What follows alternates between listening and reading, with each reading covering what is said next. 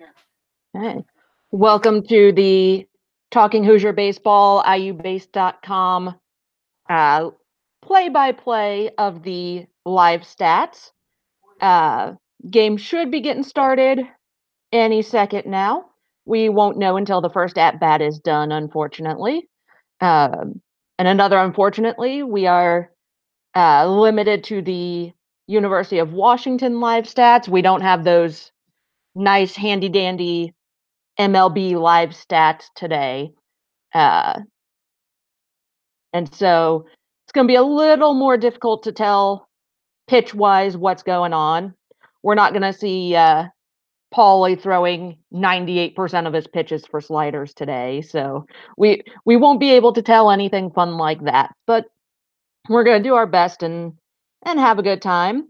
Uh, IU is the home team today for the first time. So we will have San Diego coming to the plate first, starting with and I did look for a San Diego pronunciation guide. I couldn't find one. So we're going to kind of wing it, and I'm going to try to pick a pronunciation and stick to it, and if I'm wrong the entire time. So starting off for San Diego, we have Jeffress, the left fielder, followed by Doyle in center field, Reyes at second, McGuire at first, Hussein at DH, Hotby at shortstop, Lopez at third, Otsuka in right, and Kerner as the catcher. Some of those names might be a little familiar from last year when IU faced San Diego 4 times. Um, we were chatting about this. This was one of those where the series started off with some Roger Radio Network, and then he got superstitious and moved to the dugout and was not doing the calls anymore. So I know some of these pronunciations are right, but I might be off on others. On the IU side, sticking pretty close to yesterday, we've got Gorski leading off in right, Drew Ashley batting second and left, Matt Lloyd at first, Logan Kalitha in center, Cole Barr at third, Ryan Feynman at catcher, Scotty Bradley's the DH again today, Justin Walker is still at second base, and Jeremy Houston is forever and always the shortstop. We've got Andrew Saalfrank on the mound, and I'm assuming at this point he's throwing pitches. Don't know what they are or what's going on in the game, but I'm gonna bet that we'll get something soon. I'm just kind of killing time until we get the stats going. Well, we appreciate the attempt to get the pronunciation guide.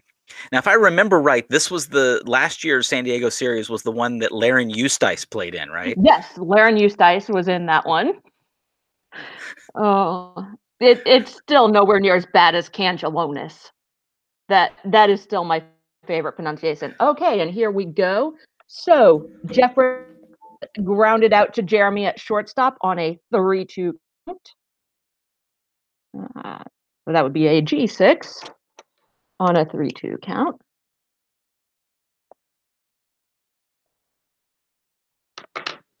I can say definitively that Saalfrank threw 3 sliders in there. Yes. Yes. And I'm going to try to be creative here temporarily and see if I can get 2 stats pages. Because I thought the other day they showed the number of pitches thrown, but it looks like they're not. Dang. I was going to say I can try to at least figure out pitch progression based on that, but nope. And so Doyle did take the first. He hit it up the middle, so he's now on first base. 1 on, 1 out.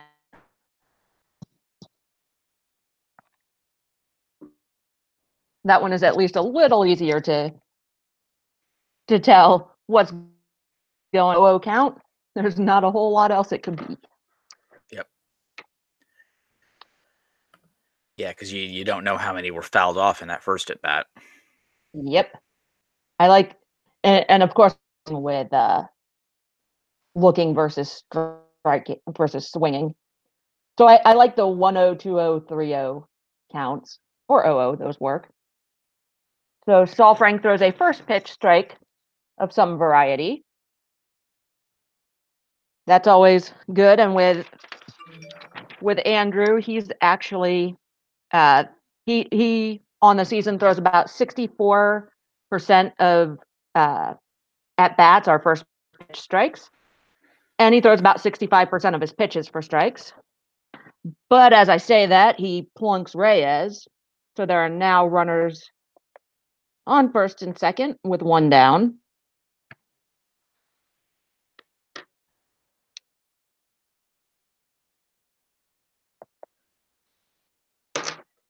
And so we now get to McGuire, who's batting 370 on the season, it looks like. It's very tiny print. And according to some umpires, that should have been a strike. Yeah. Yeah.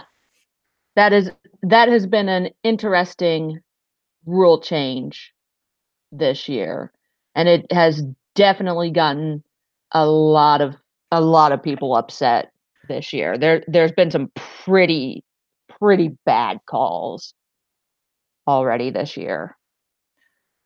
Yeah, there was one that was shared on Twitter yesterday that was awful. The Yeah. guy was Yep. really trying to get out of the way. Get out of the way. It hit him in the batter's box, and he got rung up for it.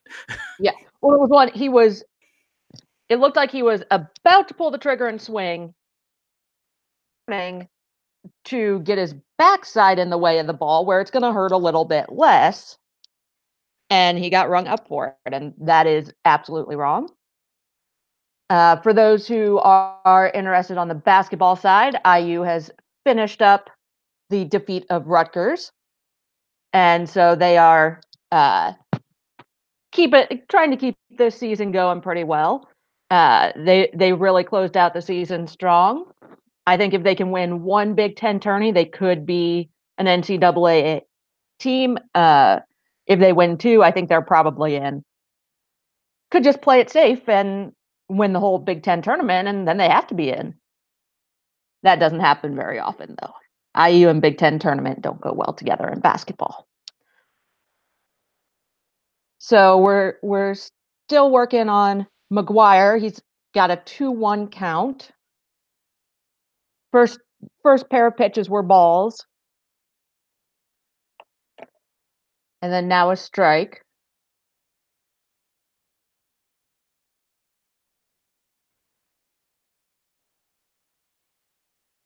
By the pitch as well.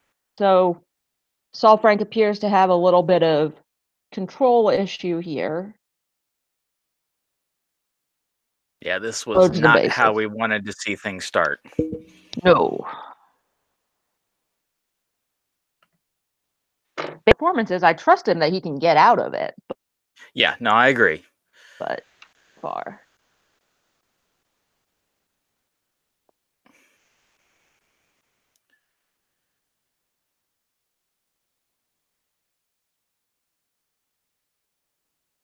So we now have Hussein up to the plate. 222 on the season. And he bats from the side, righty lefty matchup.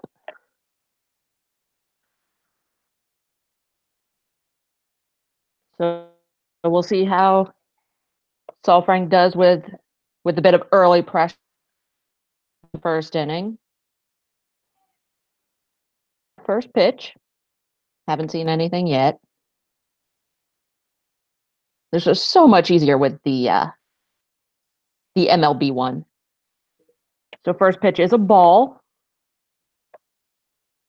I'm not even going to try to guess locations from this many states away, but first pitch was a ball. And this is a little unusual for Saul Frank. Like I said, he typically throws north of 60% pitches for a little bit of trouble today.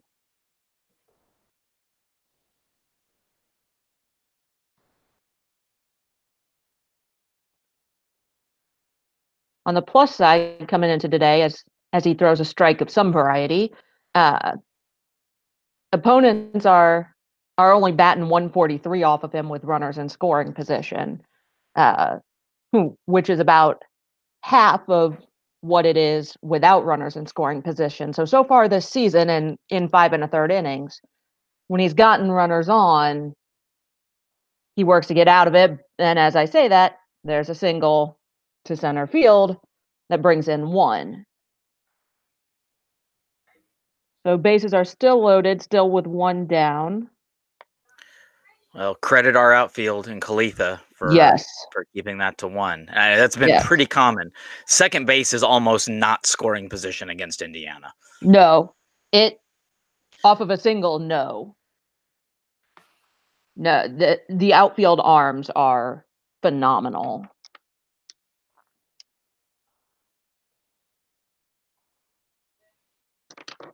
And so we now have Hotby up at the plate, who is batting a ridiculous 464 on the season.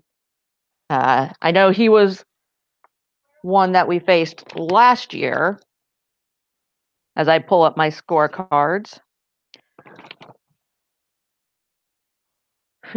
He had one big game against us with 3 hits, including a double and a home run. So this guy can swing the bat. I know the 464 average pretty well indicates that, but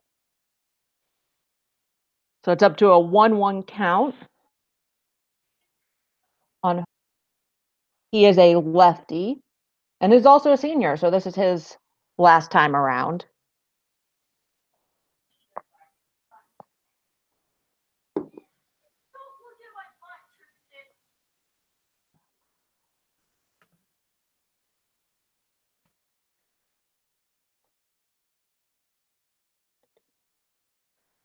So it's now up to a 2-1 count.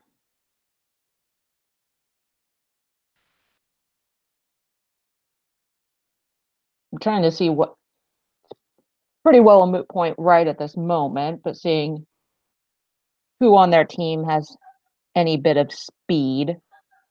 Not going to go for it now, but that's the catcher, right? Okay. So their catcher is evidently their leading base runner with 4 stolen bases in 4 attempts.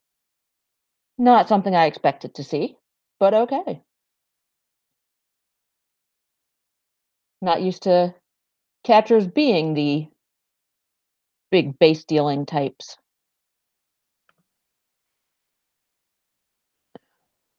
So we're still on a 2-1 count, and the fact that it has stayed here this long either means something big happened or something complicated happened. He reached on a fielder's choice, advanced on an error by Jeremy, but Hussein is out at second. McGuire scored on the error unearned, and Reyes scored. So I'm going to take a moment to put this all into my scorecard because that's going to take a second. Fielder's choice. That was a 6 unassisted. So he is out on the fielder's choice. And Hopi gets picked off. So that was some good Yeah, work by Saalfrank to get out of it. yeah, a little late. 3 runs. That stings. Yes.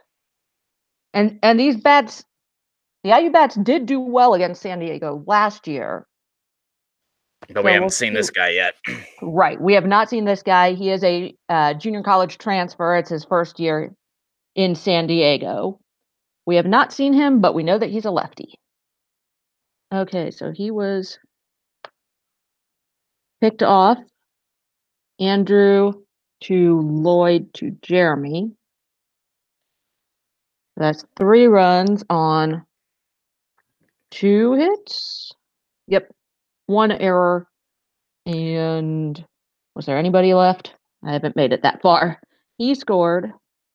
McGuire scored unearned. score. That was the E6. Oh, but now they're not showing the error in the score at the top of the page. So I'm not completely sure what's going on. Live stats are fun. Mm-hmm.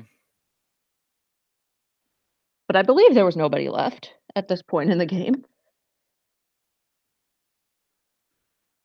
And Hotby, it was on a 2-1 count. Sorry, guys, this is where complicated plays are not fun on the scorecard. Out at second, shortstop unassisted. McGuire scored on the error. We are going to put a nice big asterisk by this and come back to it at the end of the game. See if there's a change in the ruling. So what are we trying to see that happened here? Was it a throw to first? I don't know, because That would be what I would think would make sense. But I would think it was an attempted double play. Right. So Yeah, he picked up the ball, stepped on second, threw to first, and that's where it would have to be.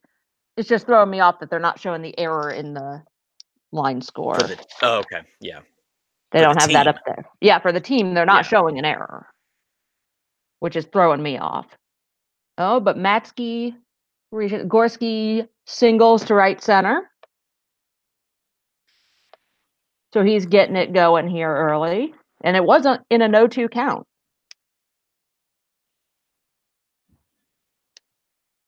So I love seeing 2 strike hits. Those are always nice.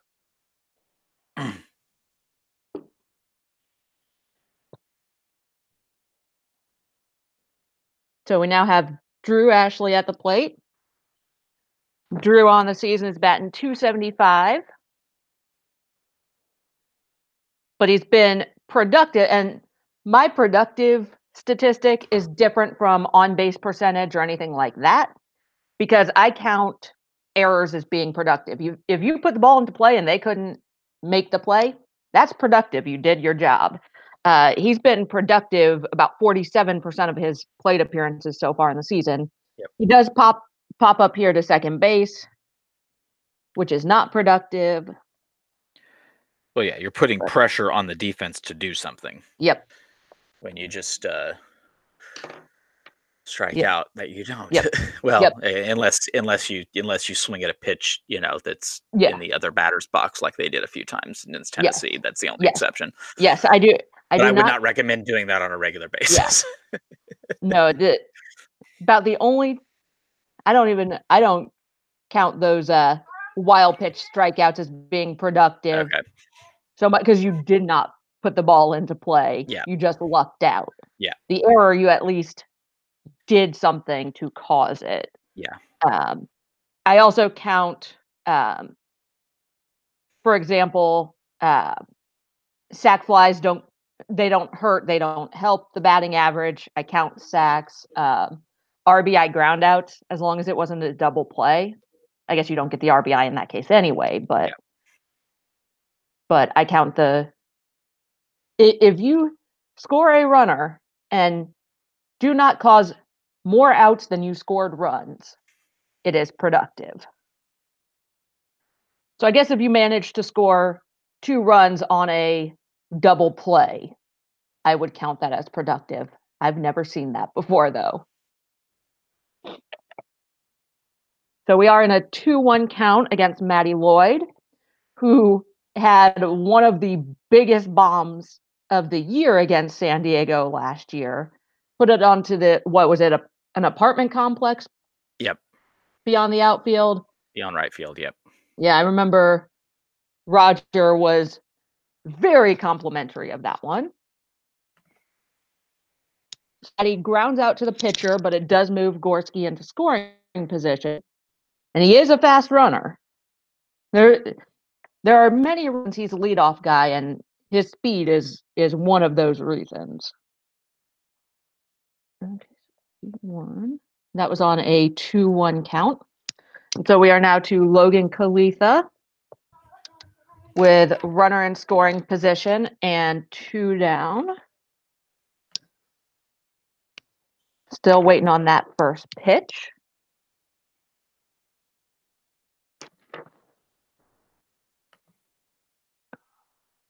While we do wait, Logan is batting 333 with runners in scoring position.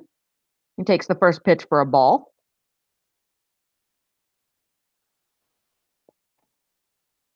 Yeah, he's batting 333 with runners in scoring position, but he is batting just 083 with 2 outs. He doesn't have very many of those, however. It's still pretty early in the season for some of my breakdowns, like 2 outs, runners in scoring position, things like that. For example, Gorski's batting 400 with runners in scoring position. He's 4 of 10. Those are still really small numbers. So we're now to a 1-2 count for Logan Kalitha.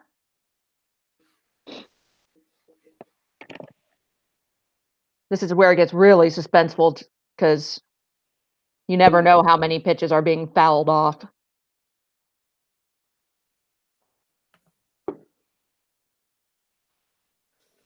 That is where the MLB stats were very helpful the other day. We could see everything. So Logan has evened it up at 2-2. And he's gonna get plunked. Gorski stole third. Right as I was about to say, I don't know if we'll see Gorski go anywhere. He read my mind and he took third on his own. So we now have the runner at third with Kalitha's gonna get plunked. I guess he must have stolen third on the second ball, because either it had to move to a 3-2 count for the. I guess not. Theoretically, he could steal it without a pitch being thrown, Yeah. but it's pretty tough to steal third without a pitch being thrown. But especially with a left-handed pitcher. Yeah. No, with a left-handed pitcher you could do it. Yeah, he probably just. So how did that end? Go ahead. Logan struck out looking on a 2-2 count. So we leave Gorski at third. And it is 3-0 San Diego going to the second. Yeah, they must have just been completely ignoring Gorski, and he saw an opportunity. Yeah. And then by the time he took off, since the pitcher, he was behind the pitcher's back, it was already over. Yep.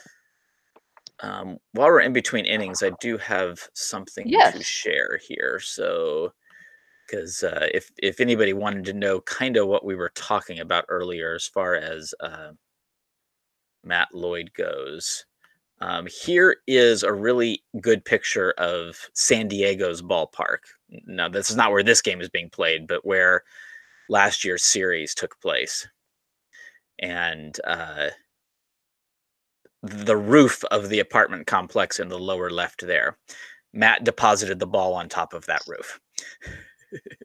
So that's yeah.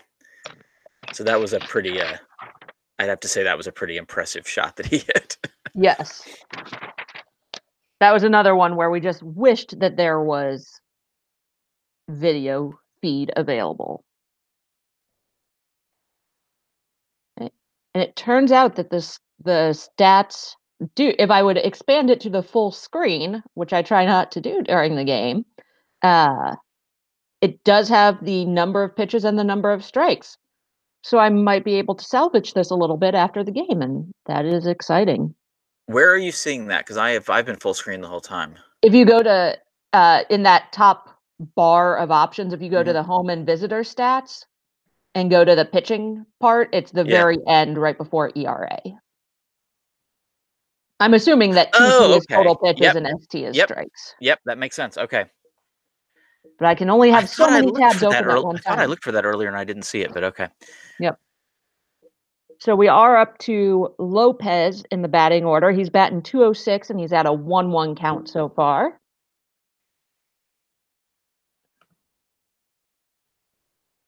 He is a junior.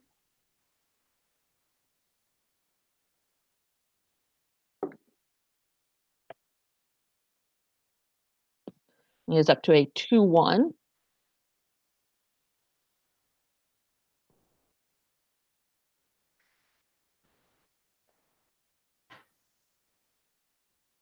Let's see.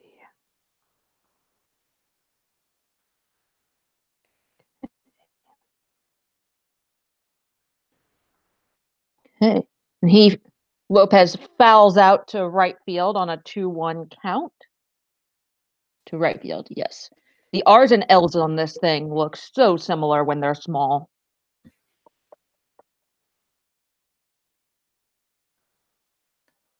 I had to zoom in earlier to see who was playing which position for San Diego because it's really small. I was trying to see if we had anything from Aaron Fitt yet today, but we do not. I'm assuming he is probably still in town. Hey. It's been a great weekend. That would be awesome. It's Yes. kind of sad that Washington hasn't had a big fan contingent there, Yeah. given how close they are. Yeah, because there's. But I guess that's just part of, when you're competing with a major league club, you just don't get as much attention. Yep. And although there was talk both through Aaron Fitt and through the Oregon State play-by-play guys about how many fans for IU have been in Seattle. Yeah. Considering how far away it is. I know I am sure that Ryan Feynman has a good contingent there. Yep. Because this is the closest they've been since San Diego last year. Yeah. It's still not very close, but it is far closer than Indiana. Yes, it is. I will not deny that point. Yes. And so Atsuka flies out to left. And so we've hit both corners of the outfield so far this inning. And we're down 2 outs, nobody on. I don't think this was noted by the play-by-play guys yesterday, as Kerner takes just one pitch to get the out. So Saalfrank gets through the inning in quick 1-2-3 order. He grounds out to Jeremy at short on his first pitch. Nice. But I don't know. Yes. Go ahead. It's just a nice recovery there by Oh, Saalfrank, absolutely. because Absolutely. he's gonna have to be out there for some innings. Yes. We just don't have a lot of arms left at this point. No. And what I was saying before the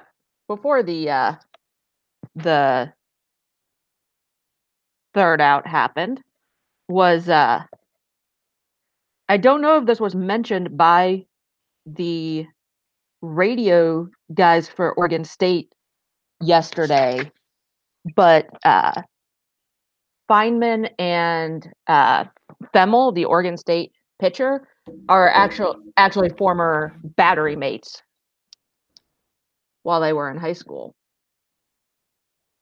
And so I just found that interesting to see.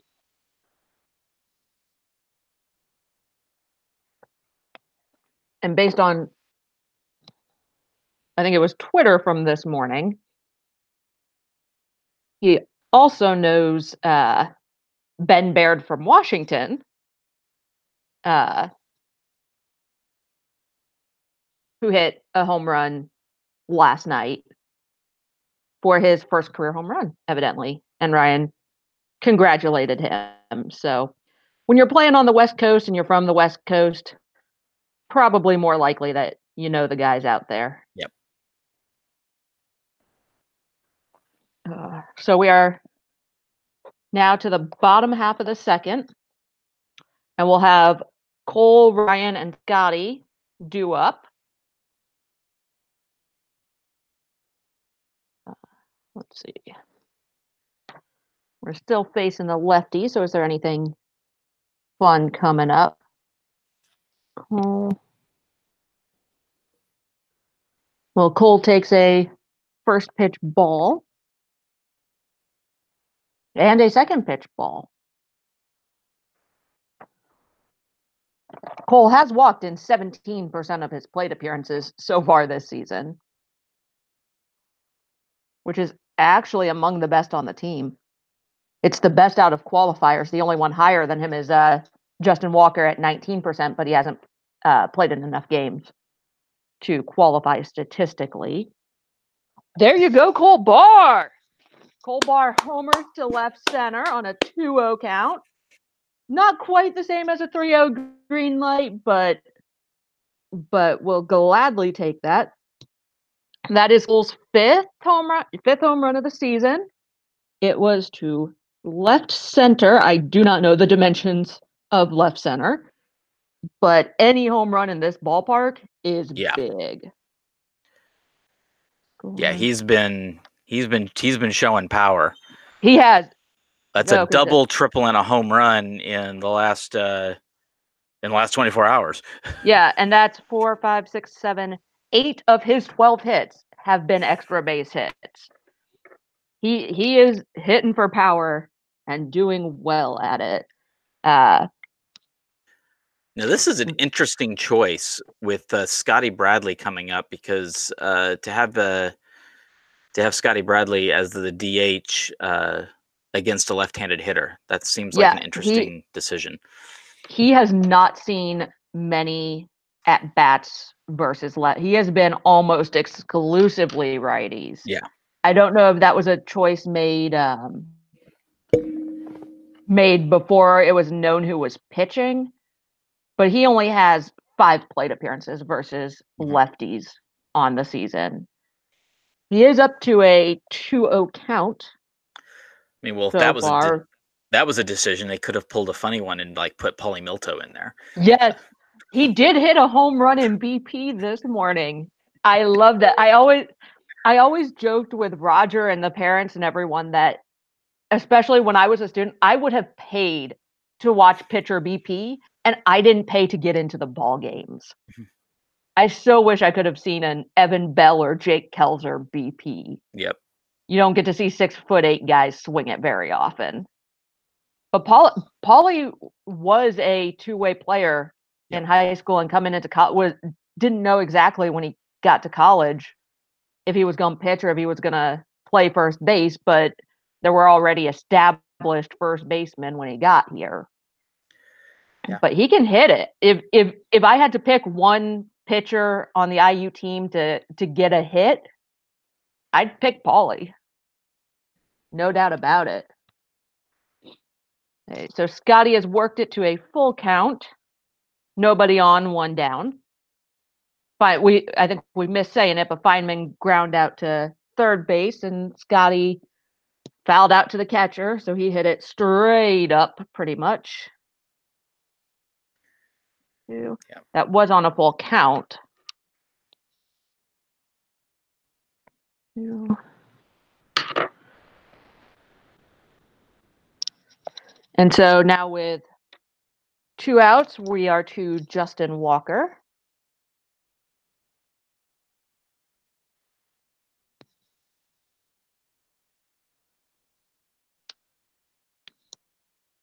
I think he's another one. If I pull that spreadsheet back up, I jotted down a lot of this, but yeah, he only has 8 at bats versus lefties so far this season, and he's down in 0-2 in the count.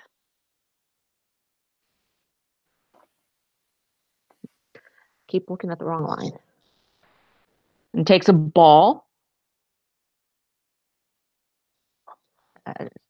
There we go.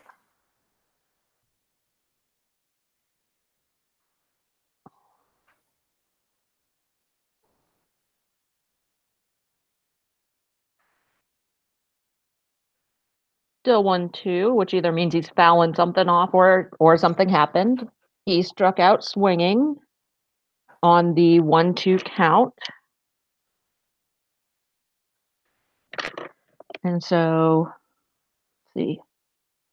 Their pitcher is up to 27 pitches through 2. 17 of them for strikes.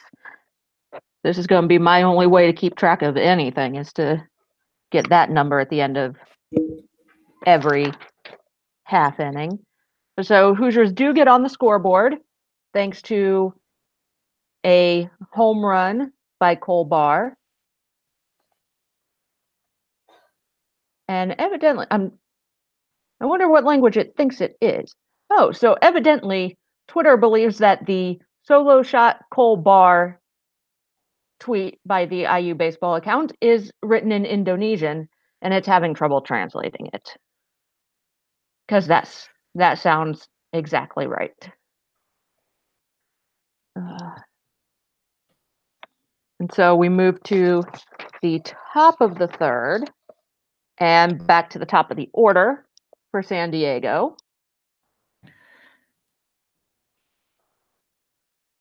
Which, based on that first inning, have to be pretty thrilled to only be at the top, getting back to the top of the order now. Solfring did a very good job in the second inning of shutting them down.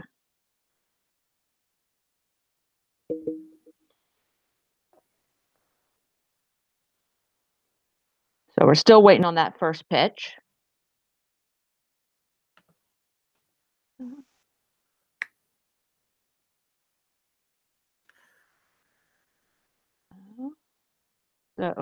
So first pitch is a strike to Jeffress. Or Jeffrey, I think it's Jeffress. There's not that extra E, so we're going with Jeffress. Gets a first pitch strike there.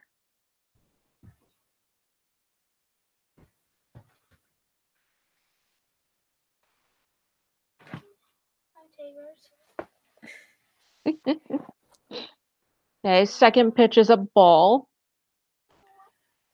So it's a 1-1 count.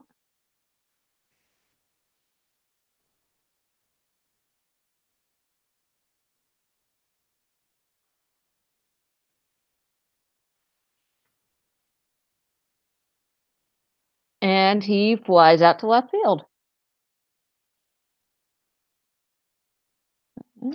On the 1-1 count.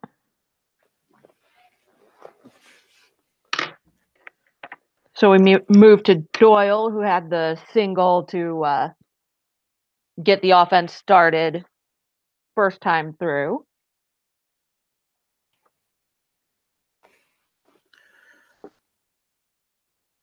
He is batting .350 on the year.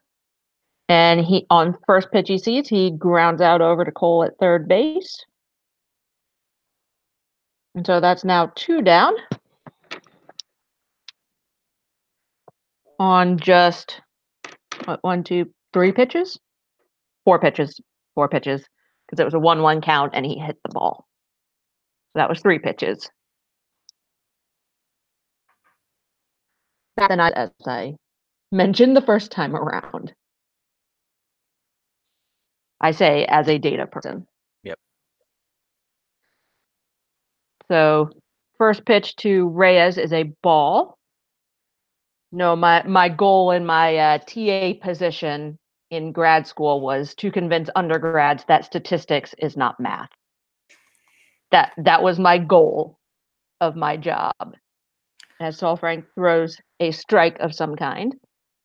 I personally never understood the fear of math, but no, it's not necessarily a fear of math on my part. It's a not your part. I meant no. on your TA's part. Yeah.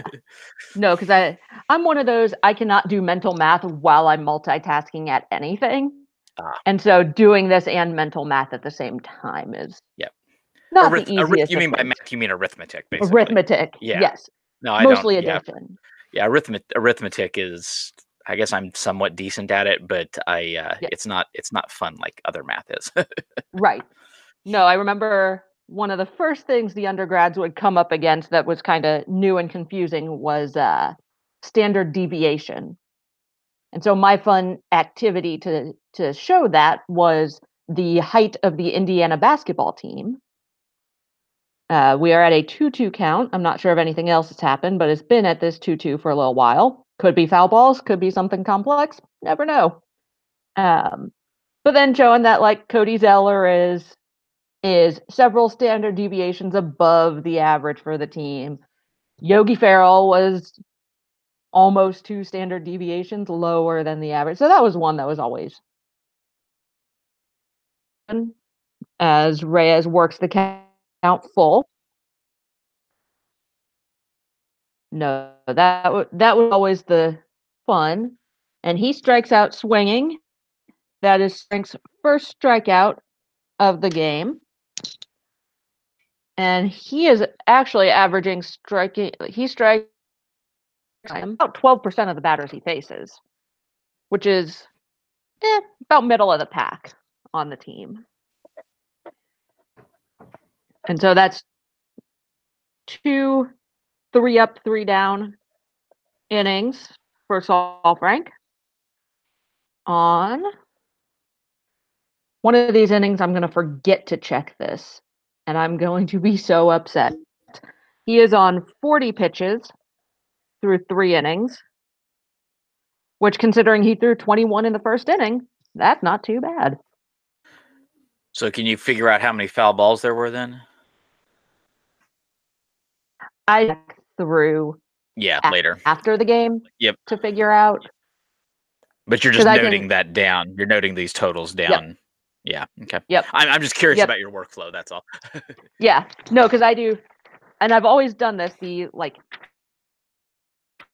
bottom set are the number of pitches thrown, the number of strikes thrown. Yep. And so I always do that anyway. Now I'm just kind of I'll be working backward from, okay, well, here's the number that there were total. What happened this inning? Yeah. And so going to the bottom of the third, IU will have 9-1-2 up in Jeremy Houston, Matt Gorski, and Drew Ashley. Let's see. Yeah, but it's looking like Sal Frank is he's settling pretty nice. Those two innings were solid, and this last one was up against the meat of the order, so that's an important piece there. Yep, just a little shaky that first, just off. Yeah, with those couple of HPPs. Right, and I can live with HPPs better than I can live with traditional walks. Yes. Because it only takes one pitch. One errant pitch will cause that, as opposed to 4. Yes. Yes, because Saul Frank actually doesn't walk too many. He's only walked about 8% of the batters he's faced, which if you're in single digits for that, you're doing well. Let's see.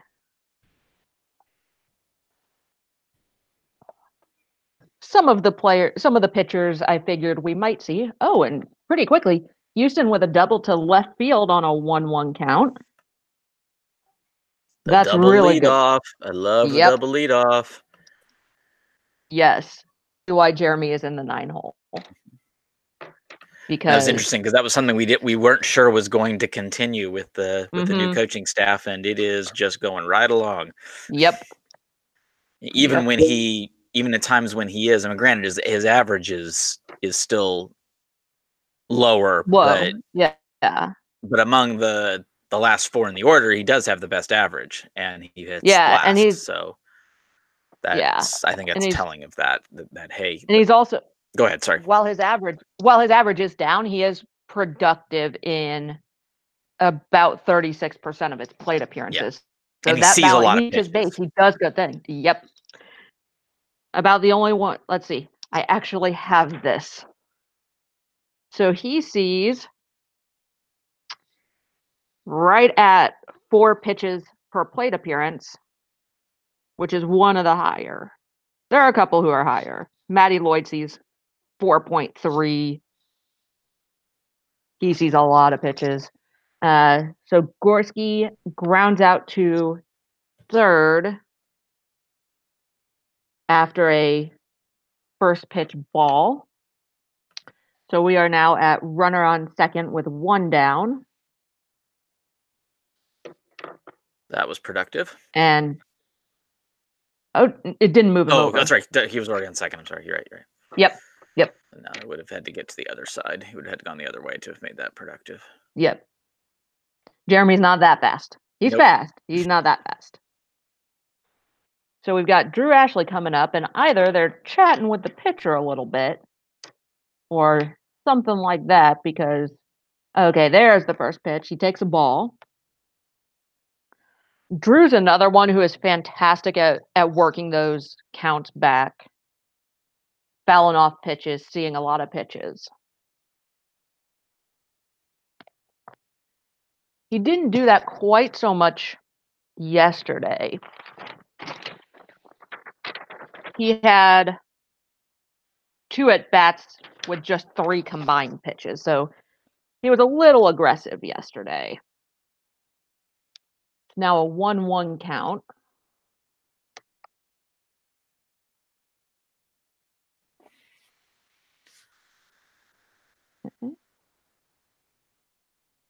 So let's see. I'm intrigued because I don't know this one off the top of my head. He is also batting .333 with runners in scoring position as he takes another strike.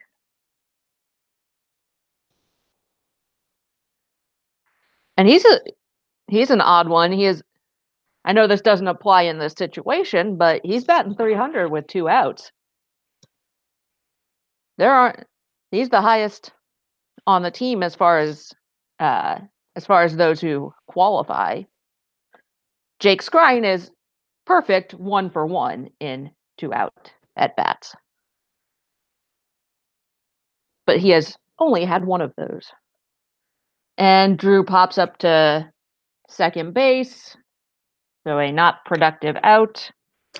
And we are still runner at second base, now with 2 down, and Matty Lloyd at the plate.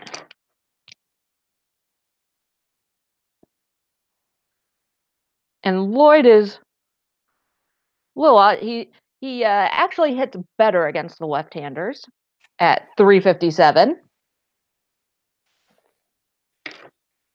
And he's been that way his entire time at IU.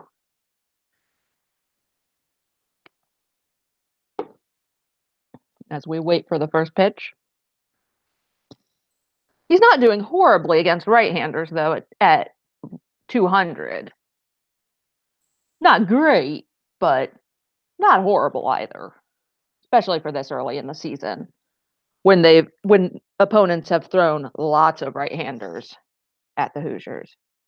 Oh, and missed this. There you go, Matty Lloyd on the first pitch. He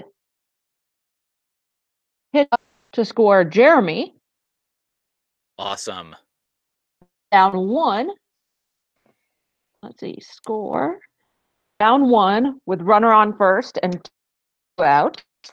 No longer scoring position. And I would Matty to stay right there.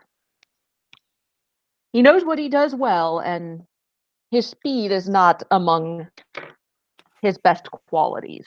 He's not slow, but he's not a Matt Gorski or a Logan Kalitha or Jeremy Houston. He is the fastest Canadian on that team.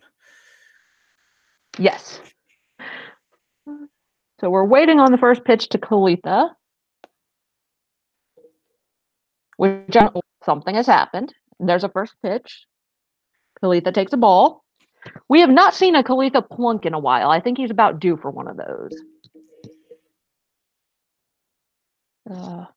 We've got a 1-0 count, runner on first, 2 down. Hoosiers trail by just 1 now. They're chipping away at that early San Diego lead. Now we've got a 1-1 count. Strike of some variety.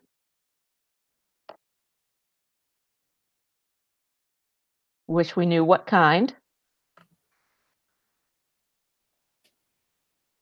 That's one of the things that's going to disappear on my stats. I'm not going to have as good on the first pitch looking, first pitch swinging statistics. Yep. So that's the downside of these no audio, no video, no pitch progression. And it just blows my mind because with the pitch progression, it's not that much harder to put it in there. And they're obviously tracking it because they have the number of pitches. So you can just as easily put in the pitch progression in parentheses. Like some of them do. Coastal does, which is really nice. And the MLB stats obviously have it. Khalifa's now in a 1-2 count. So now if it slows down, we have no idea if it's something exciting or if it's just a whole bunch of foul balls. And Khalifa is capable of doing that. Yep. And San Diego has been kind of notorious this week for extending games, but not so much this game.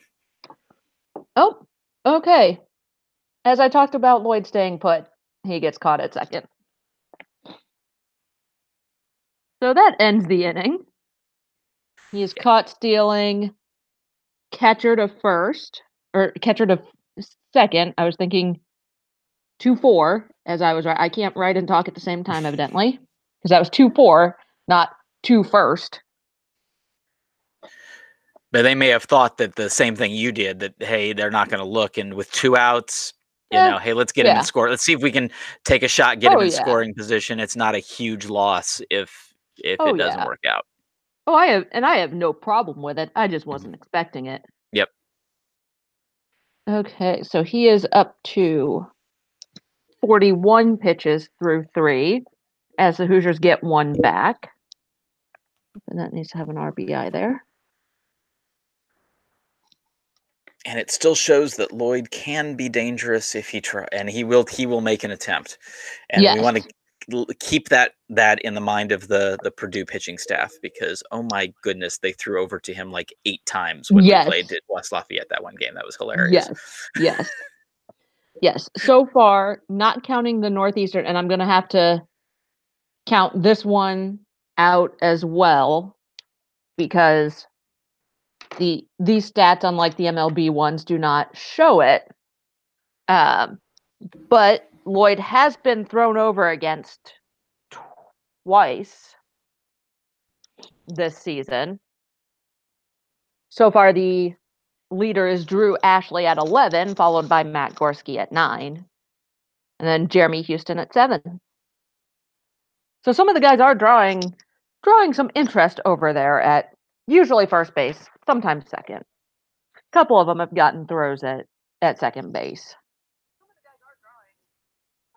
And so we head to the 4th.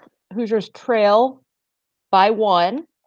They've started to chip their way back into it.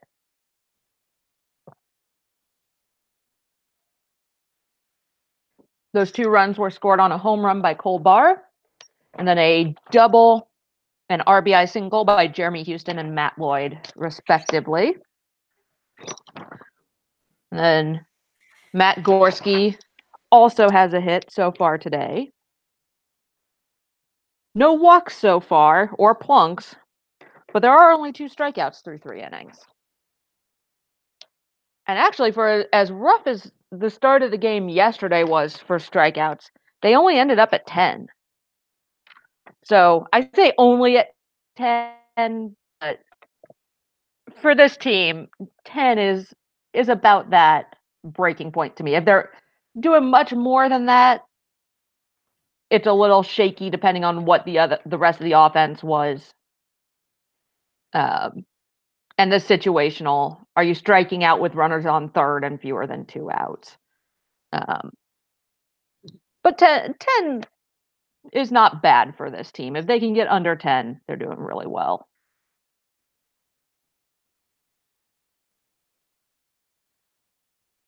This appears to be a bit of a longer stretch between innings. Not sure what's going on.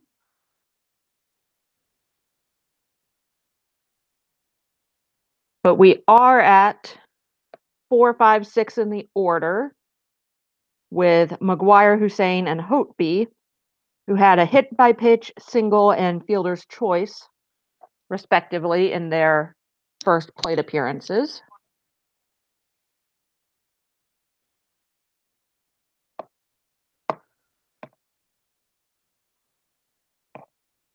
But yeah, there seems to be a long stretch between the innings. Not sure why. No idea what's going on. Of course, Aaron Fitt managed to get the picture of Maddie trying to steal second.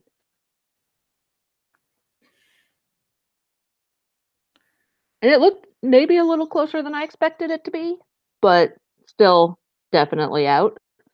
And coming into today, San Diego had caught 5 out of 13 stealing. We are still in between innings. Well, we had some discussion on our in the YouTube chat on our statistics discussion. Yeah. Oh. So discussing actuarial science. We also had a comment from YouTube user TIE Fighter Gaming, who did a test in the stream, is 9.13 seconds behind what is really happening. Oh. I enjoy the science of that. Oh. But that sounds about right based on previous experience comparing the live stats to audio broadcasts.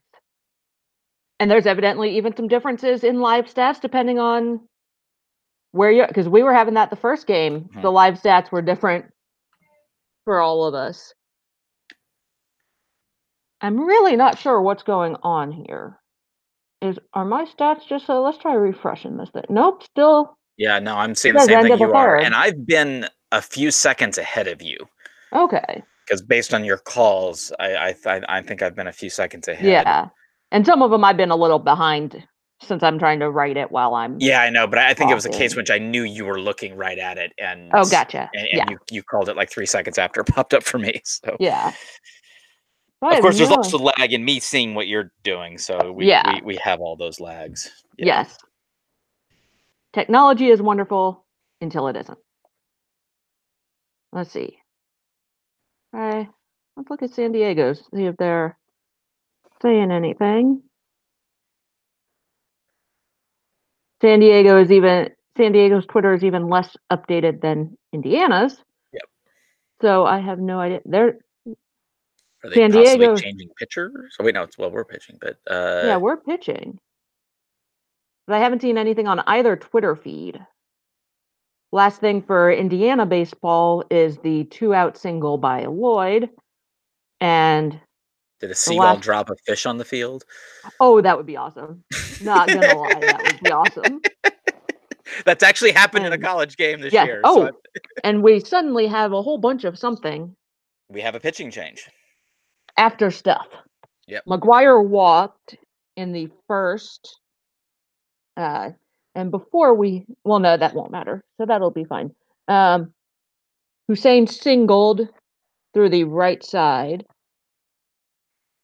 And McGuire advanced to second. And then we have Connor Manis coming in for Saul Frank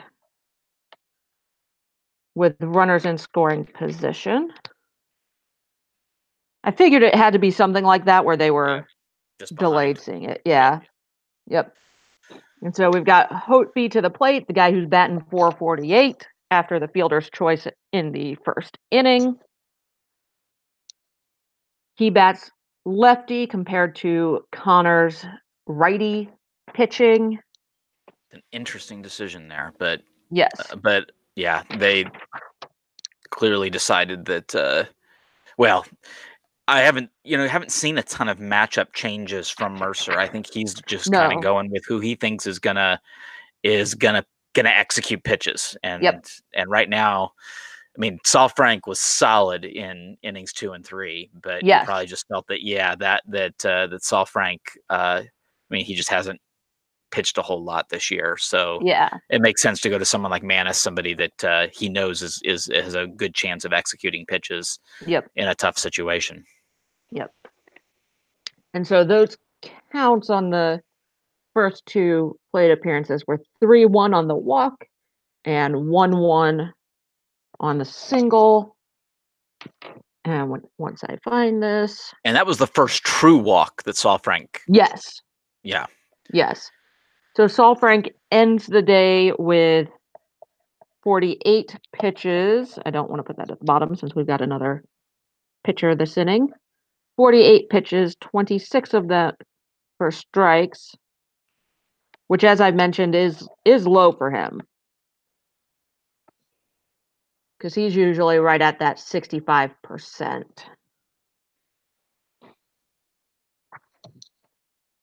Manis, on the other, he throws fewer strikes overall at 62%, but he does throw a first pitch in the at bat 70% of the time. Which, again, out of the guys that I pulled as probable pitchers today, is the highest. Yeah. That doesn't include Paulie Milto. I don't think he gets in today. Yeah, no. And it's somewhat understandable, too, because Manis has got a lot of movement on his pitch. So he's going to start pitches in the strike zone that are going to go out intentionally. So, yes. And if they get laid off, then they're balls. So, for those curious,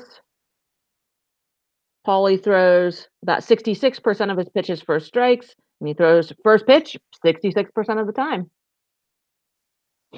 And so Manis does start off Hote B with a pair of strikes, as you would expect.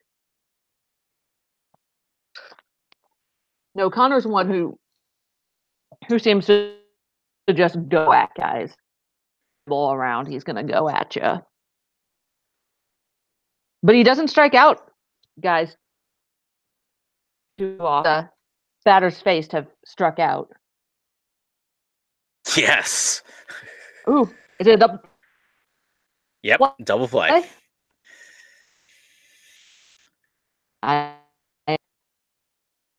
see, double play. There we go. So the runner does a third. Yeah, that was Lloyd that started that double play. A 3-6-1. Mm-hmm. That's cool. So Hussein is out on the double play. And that is a GIDP for Hoteby.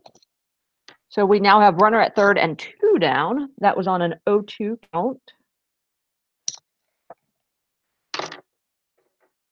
And we've got, I don't want that pen, I want that Sharpie. We now have Lopez at the plate, starts him off with a strike. And Lopez is exactly at the Mendoza line at 200. He's 0 today. So that's the third HBP of the day by the 2 batters.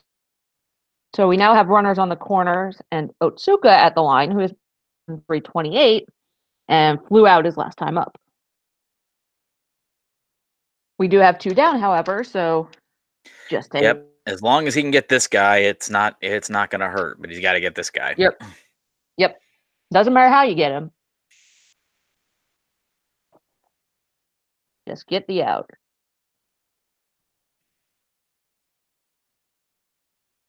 Still waiting on the first pitch. Oh, Otsuka on the first pitch grounds out to Jeremy at short, and that ends the inning.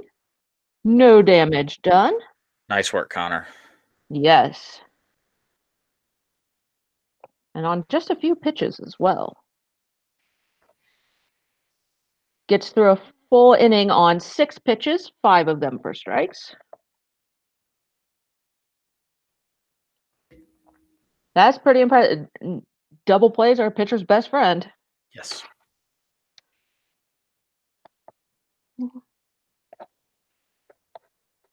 Okay. That is no runs on 1 hit, no errors. 2 left.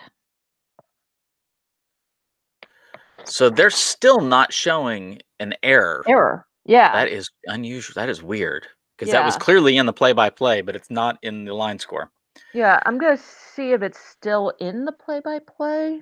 Okay. Well, while you're doing that, I'll go ahead and read off the line score for anyone listening. Yeah. Right now, we're in the middle of the 4th inning. San Diego has 3 runs on 3 hits, no errors, 2 left on base. Indiana has 2 runs, 4 hits, no errors, and 1 left on base. San Diego is hitting 231 on the day so far. IU is hitting 333. So IU is actually at this point out hitting, but the free batters, the free runners in the first inning were costly, and that's kind of why we're down 3-2 at the moment. Yep, and it still does show an error in the play-by-play. It doesn't specify, if I remember correctly, go back to it. It doesn't specify who it's on. It's reached on a fielder's choice RBI. Hussein out at second, shortstop unassisted. McGuire scored on the error, unearned. Reyes scored. I thought when it first came up, they specified that it was on the error was on Houston, but yeah, reached on error by shortstop. Yeah. So I have no idea. I'm going to wait for the official score to come out that makes sense. That before I do anything. And we do have Kalitha Colbar and Ryan Feynman due up. Logan was at the plate when Matty Lloyd got caught. He currently has a 2-1 count. I know that started with a strike of some kind. But here's another interesting piece of that. Saul Frank is only credited with charged with 2 earned runs. Yes. Yep. So in the same stat list. So yeah, there's something wrong there. Great work so far, guys. Hey, Chris. Hey, what's up? Great work so far. I love the picture of the home run, San Diego too. That was high class. I was like, let's see it, and I just Googled it, and I was like, oh, that one really tells it because you can see how big that building is. Yes. Yeah, the distance seems crazy. It actually looks like that would be a neat place to watch a game too. Yeah. Look like they had picnic tables and stuff up there. So yeah, we got to get that. And I've actually been to the University of San Diego campus, and it's actually rather nice. So nice. So I had to do a research project at their university library once. So not a bad trip for work, huh? Nice. What are we're bottom 4 right now? Yep. Kalitha struck out to start off the inning. He's now at 2 strikeouts on the day, 1 looking, 1 swinging. No hit by pitches? Nope, not yet. Okay, nope, the magnet is just not working this weekend. No. It must be a West Coast thing. It's off track with the hours. Yes. Yes. Okay. So we are up to Cole Barr. He's got a 1-2 count. Extra bases or nothing? Yep. He, of course, did have the home run to put the Hoosiers on the scoreboard in the 2nd inning. Watch him get a single here. Yes. Or a walk. Could be a walk. Not a lot of sliders today, huh? Nope. Yeah. Okay. He lines out to left field on a 1-2 pitch. So we're up to Ryan Feynman with 2 down. Nobody on.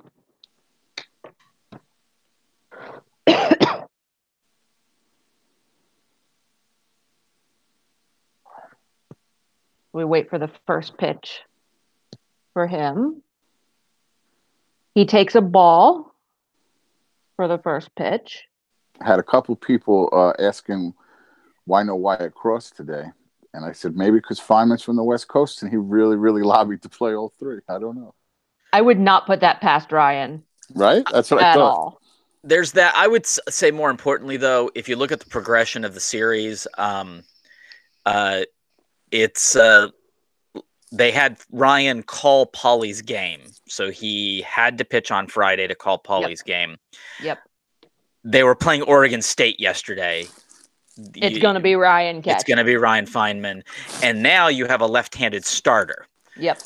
So from a matchup perspective, again, it has to be Ryan Feynman. Yep. So this is why they should have asked you. I just came up with he lives on the West Coast. And the guy questioned that too. He goes, I don't know about that reasoning. That could work in Little League. I don't think it should work in the D1. So your answers definitely would have sounded better. Hey, you say it, but look last year, Timmy Herron finally got his break and got to make a start in Terre Haute. Yeah. And and it started that impressive run that he had that ended up with him getting drafted. So, Absolutely. all by being able to pitch a gem at home. Yeah, it was just in like a front of his midweek, family. Yeah, like a 4:00 midweek game. Yep. Changed his season. It's so true. Yep. So Ryan is at a 2-2 count, and he just struck out swinging. So he's 0 for 2 so far today.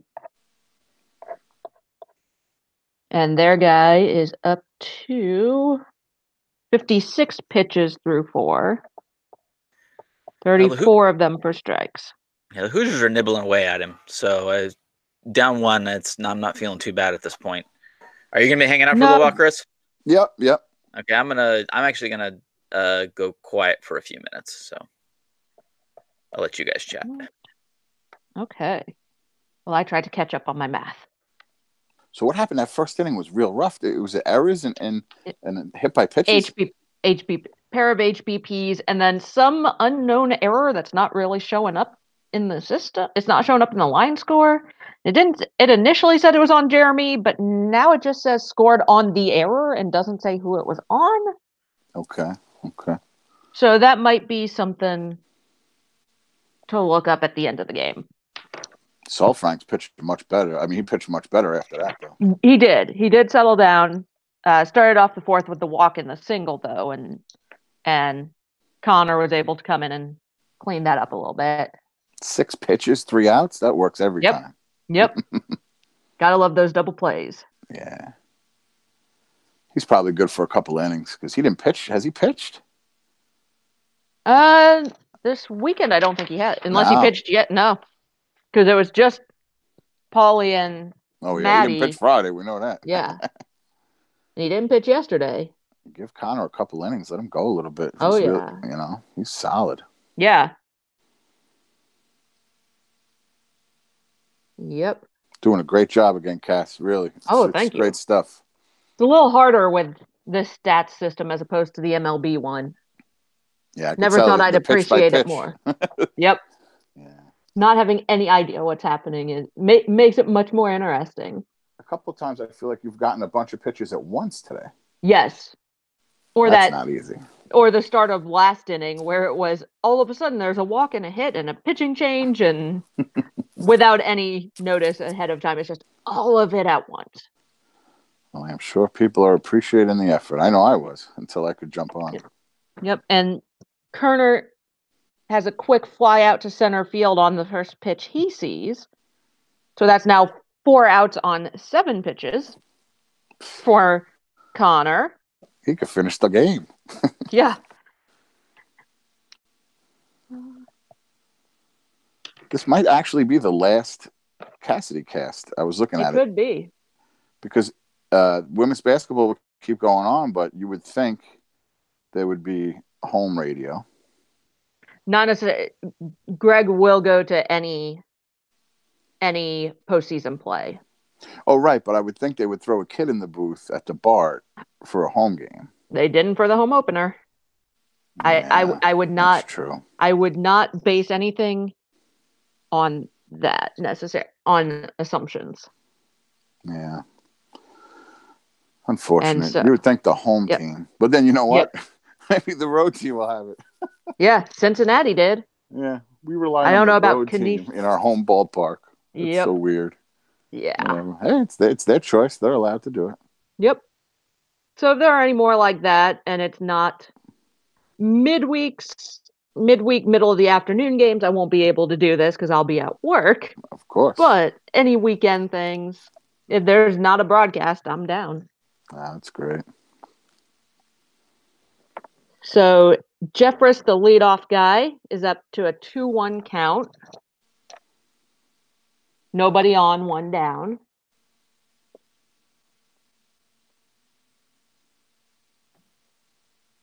So this is the 3rd time through now?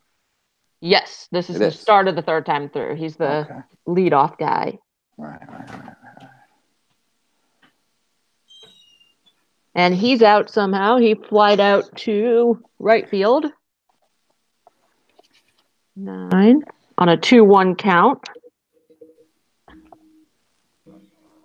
So it's now 2 down, and Doyle up. He's hitting .333 and so far has a single and a ground out, so he's due for an out of some variety. Keep that nice even .333. Yeah, let's keep it right there. This game's moving right along. The other San Diego games, they've had the time limit met both times. Yeah. Yep. Well, and Saalfrank does tend to be a bit of a faster pitcher. Connor, I think, is somewhere in between. He's not super slow, but he's not particularly speedy either. He's good with guys on base, though. Some of these pitchers, when a guy gets on base, the whole operation shuts down. And I feel like Manis isn't like that.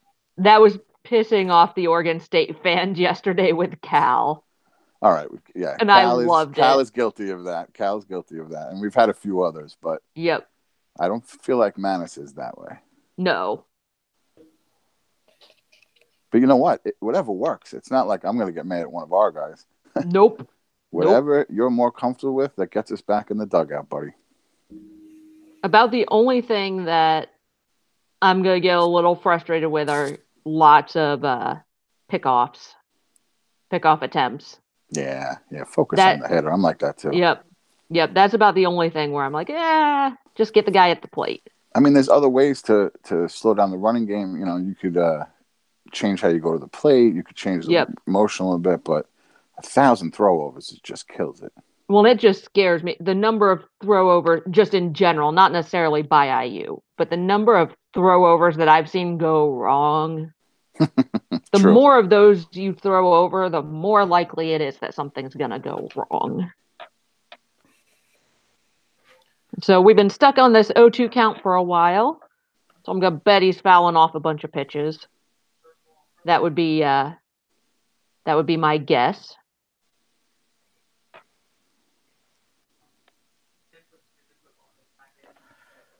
Wish we could see the fouls just to know that they're there. We were living the high life Friday night. We really were. I wish they had that again. I looked to see if I could find it. I saw you were questioning it. Well, outside of what because the team had tweeted out the link on Friday. I was seeing if I could find it through MLB itself, and I could. No, that was a good idea. I didn't even think to look there. I looked and looked and looked. I looked through the Seattle site. I looked through T-Mobile Park. I looked anywhere I could to find it. We are now to a 1-2 count, so evidently he did foul off probably a couple of pitches. It's 2 outs? Yep, 2 outs, nobody on. It's top of the 5th. 3-2 San Diego, right? Okay. Yep. And it is now middle of the 5th as Doyle strikes out looking. Good work, Manis. That is Connor's first strikeout of the day. And that means that 3 of the 5 innings have been 1-2-3, which is nice. Yes. Absolutely. So Connor is up 2. It would help if I were on the home stats instead of the visitor stats. He's up to 16 pitches, 12 of them for strikes. And he's recorded 6 outs. Yep. Wow. That'll do it. And so that was no runs on no hits, no errors, none left. And we head to the bottom of the 5th. IU still trailing 2-3. And we've got Scotty, Justin, and Jeremy. So the 7, 8, and 9. Bradley, Walker, and Houston. Yep. Yeah, I use the combo of first and last and hybrid names in my scorecard. So I go with whatever I see. Oh, I've seen it. That is the most intense scorecard I've ever seen. I remember the first time I saw it must have been, 15 or 2016. And I was just amazed. Well, it's evolved over the years. But even then. Definitely has. In case you're not looking at the chat right now, if you do look at the chat, anyone who's watching or listening, you'll see that I said that if you have a question for Cassady, you can ask that in the chat, and I will read it here on the air. So please bring me your questions if you have them in the YouTube chat. Yes, and if you have any stats-related questions, game-related questions, whatever questions you have. That was funny when someone sent in a question for you regarding free chicken. I thought that was great. Oh, I don't know that I saw that one. No, you answered That it was on before the the pod. podcast. Oh, yeah, that one. Yeah. Cassady answers all questions. I try, at least. I might not always have an answer, but I can at least try to make one up. Oh, I'm good at that. So Scotty sends it into right field. Says popped up, but I tend to keep popped up for the infield and flied out for the outfield. But he put it into right field and didn't get on base. So we've got one down and Justin Walker coming up. What's Walker hitting this year? Do you have that in front of you? He is hitting 077. Yeah. And against lefties, if I can draw a straight line, against lefties, he is batting 375. But he's hitting 077 on the season? Yes. He only He's has mostly facing righties then. Yep, Yeah. hitting 056 against righties and seeing far more righties than lefties. He's going to heat up, though. Well, it's interesting with him being a switch hitter. It's just, I mean, I feel like he was a big part of the offense last year, and I knew he hadn't gotten much. And as we're talking about him, he does get a single into center field. Bang! See, over the 100 line. Yep. He has now hit. Let's see, he's hitting 111 now. All right. Soon he'll be 200. Then he'll be 300. Yep.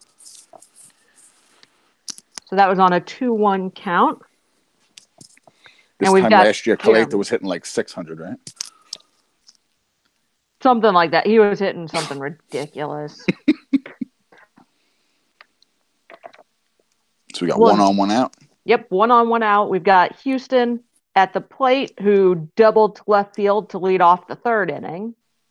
He's currently hitting a $195, and that is 231 against lefties. So he is hitting better against the lefties than the righties. Again, lefties in particular, it's super small sample size.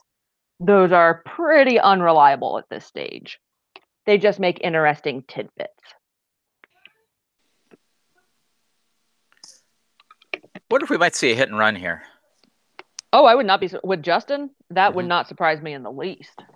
And the fact that Jeremy, can probably make contact here. So yeah, no, and the fact that it's stayed 0-0 this long is making me think that either there was a mound visit and they're chatting with him, or something interesting has happened and we don't know what yet. Yep. Get a guy in scoring position from Gorski. Yeah. No, if you can get Justin, Jeremy, Matsky all together, that's essentially a triple leadoff. Like, that's probably your 3 fastest guys of the lineup all together. Well, Mercer said it. You only lead off once. Right. Yep.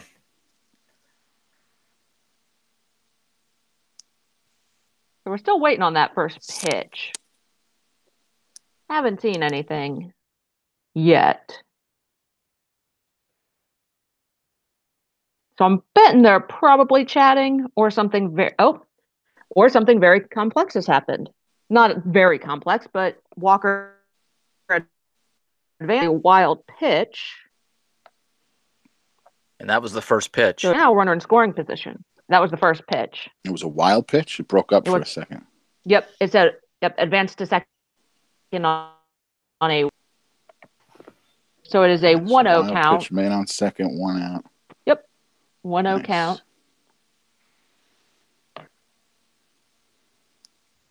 Doesn't mean that they didn't go out and talk with the pitcher, but there was something else too. Could be the guy with the live stats got injured again, like Friday. Yes. You never know. There's somebody typing this stuff in. Yes. Get a cramp from holding on to the mouse too hard. Yeah. I'm always paying attention to some game on the TV. Yeah.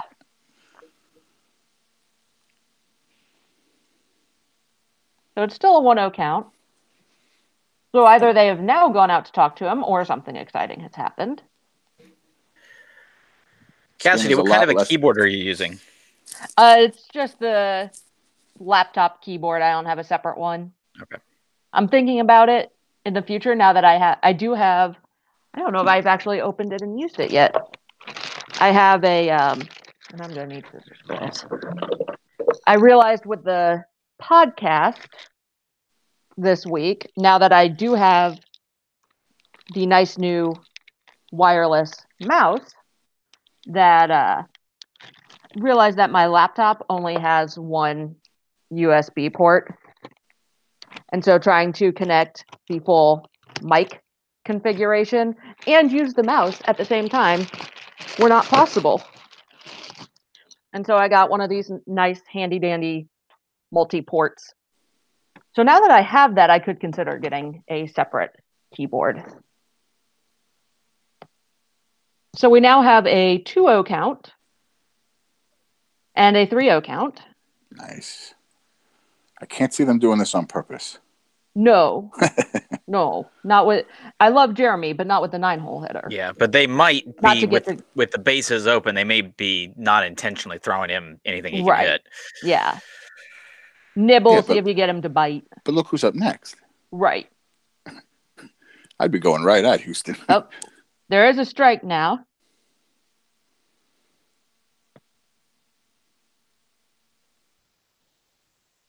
So we're in a 3-1 count. Runner on second. 1 down. Jeremy Houston at the plate. Yeah, I think fast down the middle 3-0 to Jeremy is a safe bet. Yes. I love 3-0 green lights, but yeah, Houston's not going to get a green light on 3-0. No. And he grounds out to the shortstop. And so Justin stays put. A single is still scoring. Oh, yeah. Maybe not an infield single, but any hit to the outfield will score him. Yeah. So we've got runner on second, 2 down, Gorski at the plate. Not for long. Gorski so far has a single and a ground out. He is intentionally walked. Can't blame him there. Nope. Not going to fault them on that. I am against I know that there are some who are for it. I am against the automatic intentional walk at the collegiate level. Yep, I'm with you. I'm for it at the major league level. Yep. I'm not for it at the collegiate level. Yep. I'm going to be for it just to speed things along. See, for me, there's just not enough control amongst collegiate pitchers that when you ask them to intentionally walk, things can go funky pretty quickly. I'll take the speed over that. Although my favorite was still at the MLB level was watching Aroldis Chapman try to intentionally walk a guy. It was the first time he had ever been asked to do it, and he struggled. It was like 55 miles an hour and almost threw it away and gave up the game. So you were just lobbing him over? No, like he couldn't figure out how to throw slowly and not at the plate. It was so funny. That guy throws heat. Yes, he does. So we do have a unreal heat. 2-0 count against Drew Ashley. Runners on first and second, 2 down. No one I'd rather up right here, except for Gorski's Ashley. So yeah. And as I said, he is batting 300 with 2 outs, 333 with 300 with 2 outs, 333 with runners in scoring position. This guy's been so good. Now a 2-1 count. Come on, line drive, Drew. Line drive. He is one of the best on the team at working counts and seeing pitches. I would rather him be 0-2 right now, actually. No. He is batting 211 with 2 strikes, which is pretty rare. And he goes 0-2 and he gets RBI hits. It's crazy. Yep. So it still is showing 2-1, which makes me think something has happened. Or their guy is just slowing it down with runners on base, which is probably what it is since there's now a second strike. So 2 balls, 2 strikes, 2 on, 2 out. Bottom of the 5th. Drew Ashley at the plate, Justin Walker on second, and Matt Gorski on first. So their speed. Don't know that you necessarily want him doing anything. No, let Drew hit. Let him hit. Yep. Now, if it gets to a full count, you bet they're going on contact, and there's speed there. So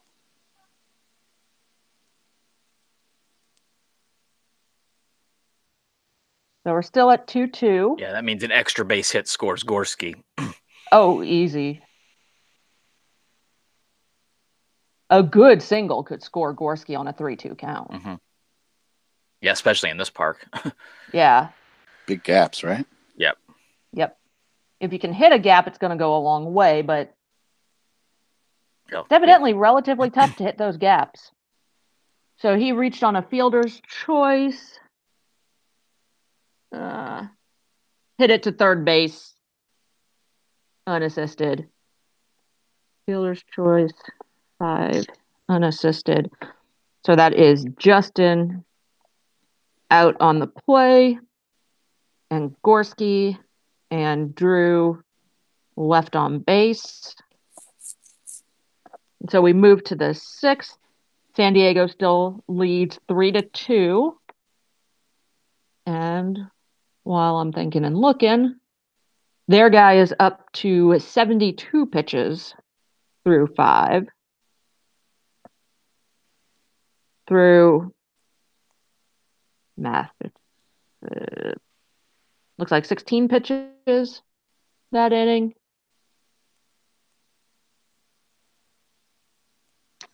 That was on a 2-2 count. That was no runs, 1 hit, no errors, 2 left. Looks like Connor is still on the mound. His arm can't be tired. Oh, no. Yeah, I think we're going to be seeing Connor out there until he gets in trouble. Yep. Works for me. He's been really good this year. I know he had that rough 9th inning, but overall. So we're up to 3, 4, 5 in the batting order. Reyes, McGuire, Hussein, who have a bunch of free passes so far today. The 3 of them have a pair of HBPs and a walk, along with a pair of singles. So we're still waiting on the first pitch of the inning. And this is top of the 6th, correct? Yes, top of the 6th. Cool. First pitch is a ball. We do have a year-to-date stats question, Cassady. Okay. What is the Hoosiers' batting average as a team with 2 outs? Oh, I don't know that I have. I'm going to guess that it's pretty poor. Yes, I will agree with that. I'm going to go 185 as a guess. Might even be lower than that. Trying to get this up while also keeping track of the game. And that's through the chat, Carl? The chat's working? Yeah. And it was down before. Nope, it's working fine now. Sweet. This is going to take me a little bit of math, but I'll be able to. And more support on the chat for requiring to pitch for an intentional walk. But I don't know. That I can deal with much more than the hit a guy and strike him out rule. You saw a game ended on that? Yeah. Yeah. Jeez, that was crazy. Yeah, no, that is not an acceptable rule. So we are at 11.7 podcast was going off about that. Yeah, they were. So we are at a 3-1 count. I am working on that 2 outs question. I will let you know when I have an answer. That count has worked full.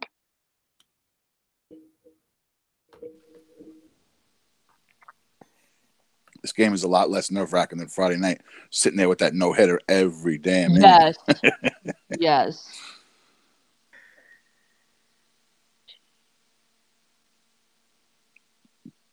It's interesting seeing who's come up most with 2 outs.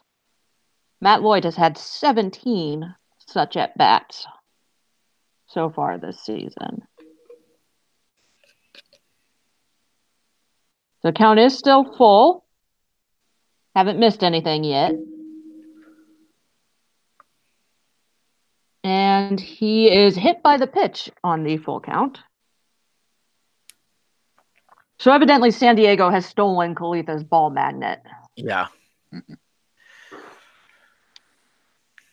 Or this umpire has not gotten the rule change memo yet. That could be. These should be strikeouts.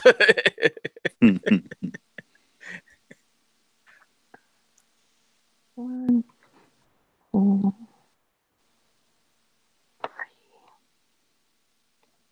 But yeah, one like that one that was being shown on that video being shown on Twitter. I mean, I would almost have to think that there's times when you would almost have to think, yeah, maybe I'll just throw at the guy. Yeah. It's so weird to give somebody an out like that. No.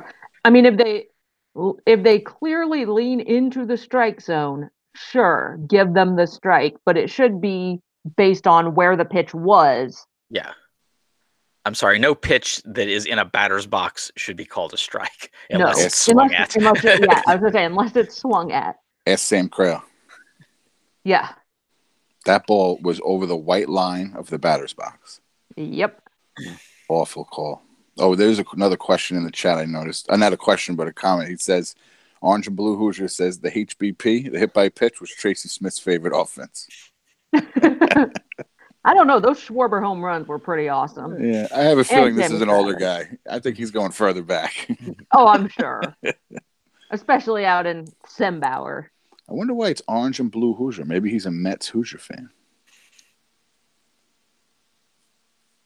Oh, no, but he was pushing for the Cardinals song last Friday night for the 7th inning.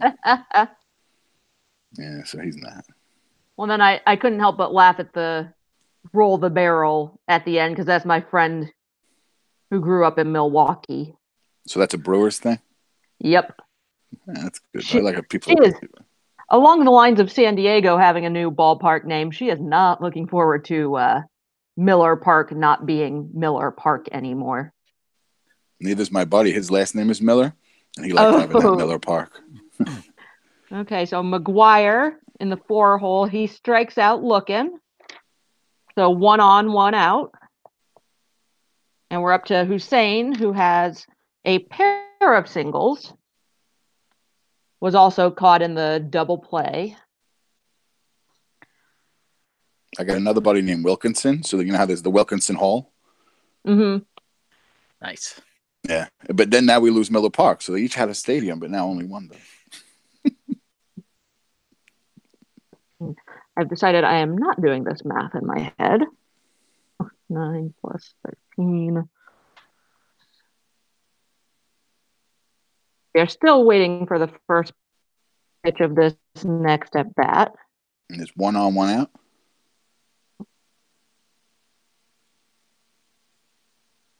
Yes, and the first pitch is a ball.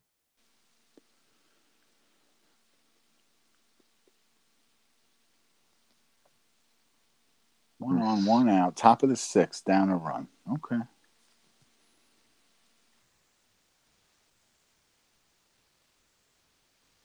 Confirm I've got that right.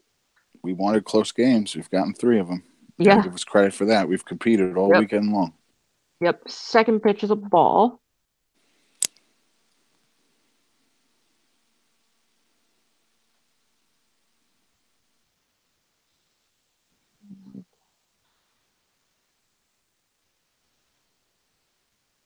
Glad to see that Tennessee was a blip on the radar.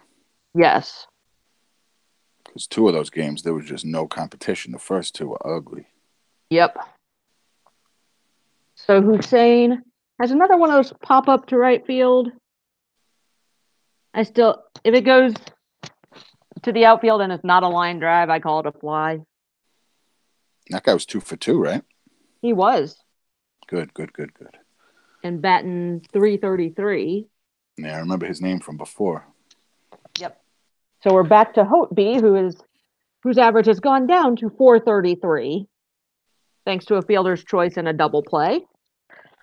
Unfortunately, he can't hit into another double play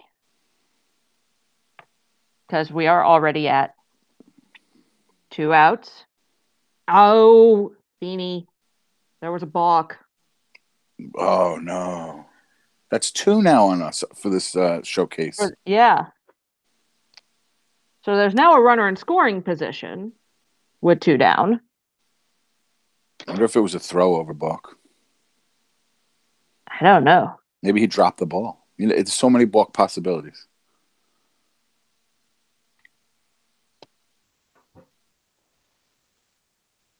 So it is now a 2-1 count. For hearing the oh no that you just made, like the balk, like that's all right. I thought it was going to be like 2-run homer or something. But I still want you to get the opportunity to yell balk. And we haven't had that. No. I tried to call someone a few pickoff moves Friday from them in the chat, but that was all I could do. 4, 5, 6, 7, 8, 9, 10, 11. I saw some of Aaron Fitt's pictures, so it looks like we, at least for this Sunday, have retired the Sunday Reds. I saw that.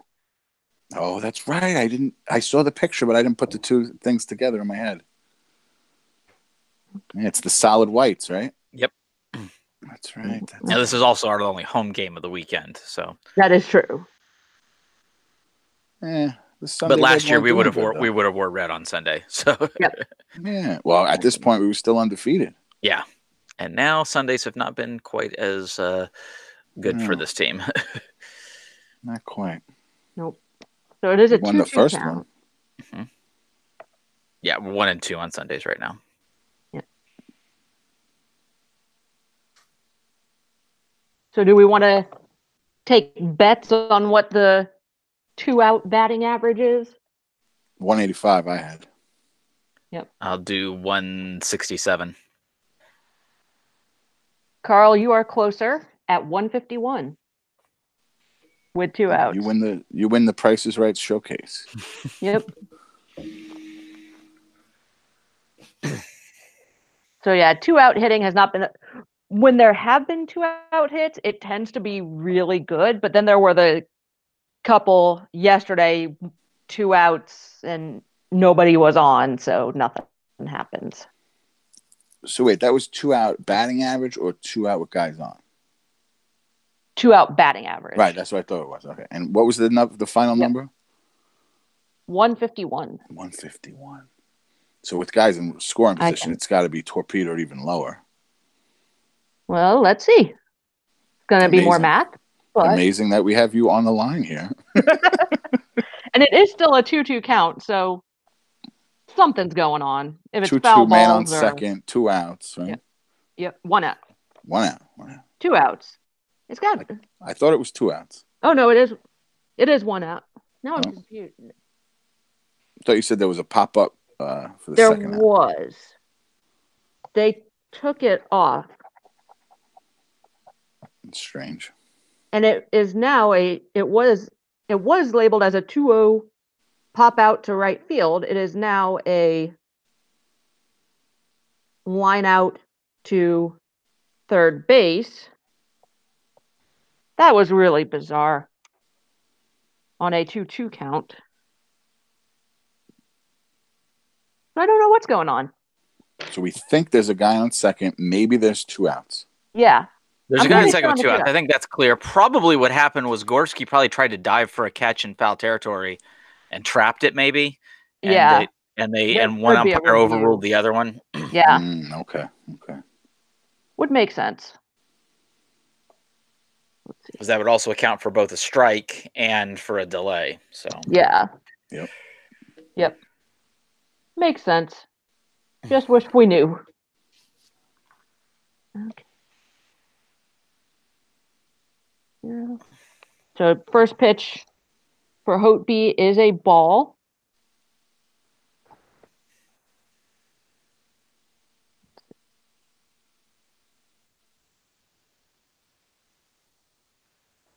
Going over. Oh, something. Throwing error by Justin at second. So reached on the error, and the runner scored on the error. That is unearned. 2 There is unearned now runs in this game now. Unbelievable. There's now 4-2 San Diego. Runner on first with 2 down. And we've got a pinch hit for Lopez. I'm going to go with that's going to be pronounced Young. That's my assumption. That's how I'd pronounce it, yeah. Number 24. He is a freshman who is batting .308. It's one thing we said we did not want was extra outs. It's a matchup there if you're going with the lefty. Yep. The dreaded 4-out inning. Yep. First pitch is a ball.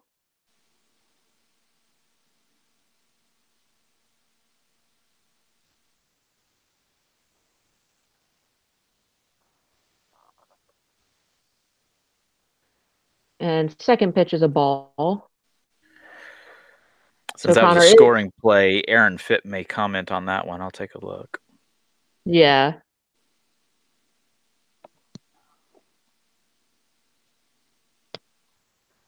He's had some really good action photos, too. Yeah, he has.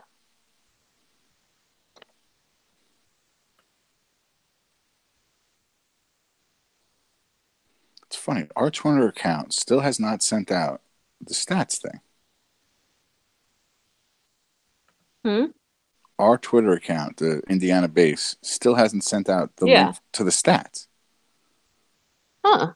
Because I was just going to try to pull it up real quick. Yeah, and then I go to our site, and it's the Indiana baseball thing. It's not there. I had to go to San Diego's to get it. Well, they didn't send out the radio yesterday either, so I guess it's not a surprise. Yeah. No. I mean, it's on the calendar. That's where I got to it. Yeah, but you'd think to tweet it out. Like, come on, man. So, wait, was he pinch running or pinch hit? Pinch hit. Out at first. Oh, okay. I hate when they do this because my brain doesn't want to process it. So it must have hit off of Justin at second. Maddie got to it and then threw it to Connor at first base. To end the inning. Yes. Okay. So we're down 2 going to the bottom of the 6th. All right. Correct. So that is a 4-3-1 put out on that play.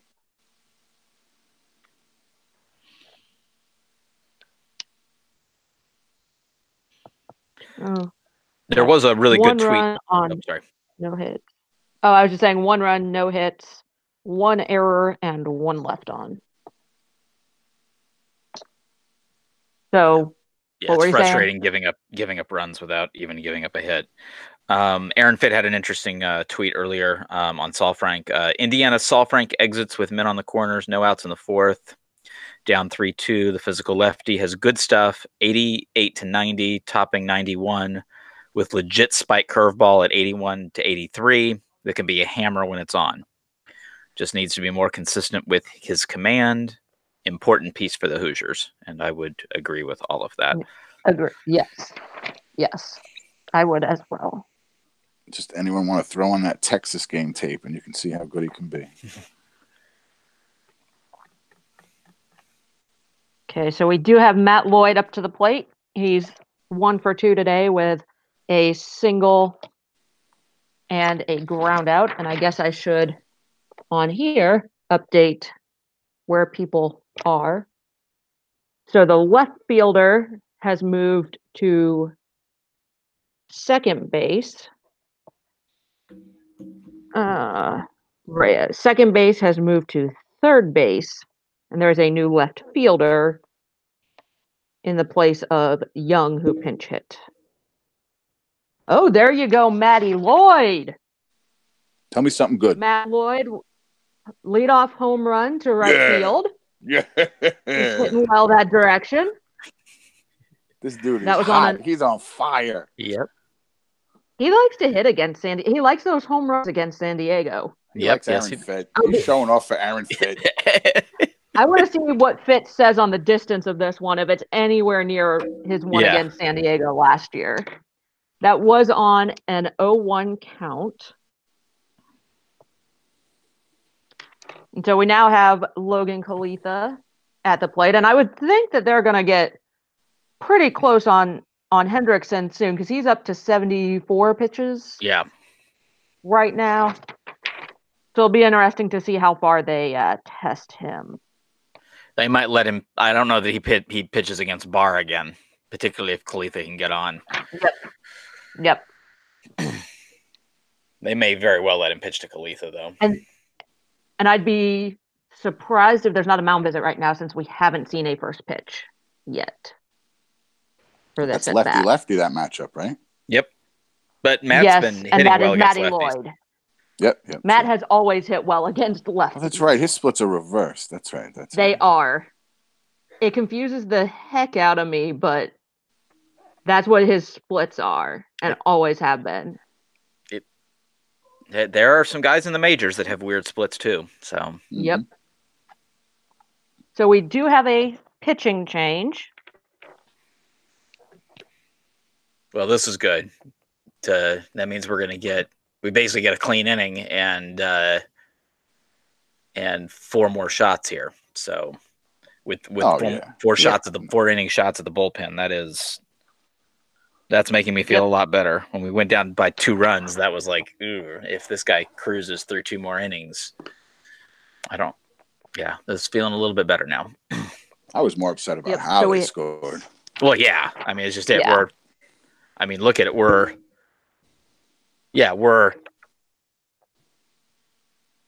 6 for 20. They're 3 for 20.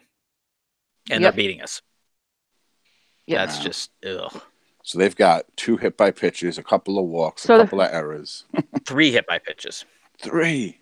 Yeah. Jeez. 3 hit. No, 4. Yeah, you're right, because there was one that didn't hurt. So. Right, 2 each. Well, it depends where you get hit with the ball, I guess, if it's going to hurt. Yeah. Touche. So we did face this new faced him twice last year. 1 for 4 against him, with the 1 hit coming in. And then let's see. Cade took an 8. Luke Miller hit a home run, rising, and Maddie and Elijah all struck out against him. Carl, did you see that question from the chat yet? No, I have not. Sorry. I can read it if you want. Go ahead.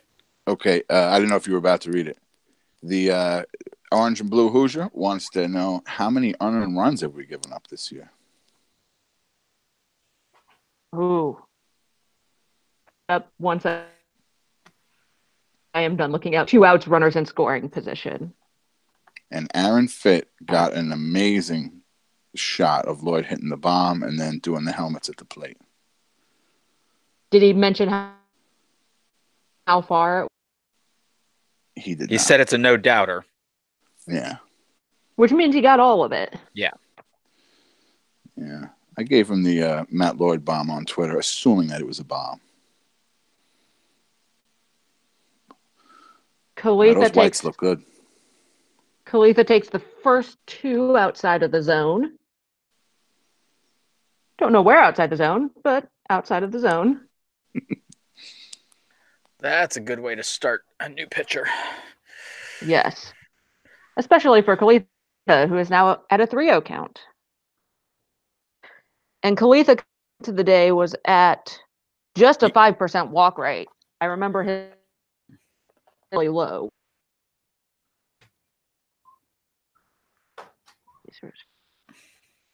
So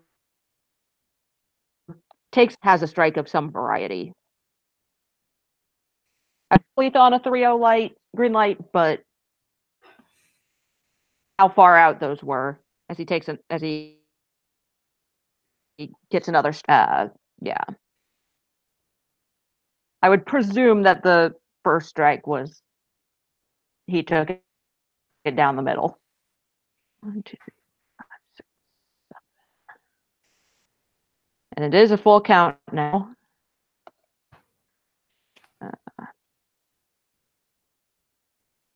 And he struck out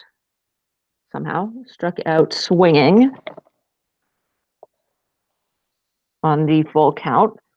So nobody on, one down, who have already scored once this inning. And Cole Barr will be stepping up to the plate.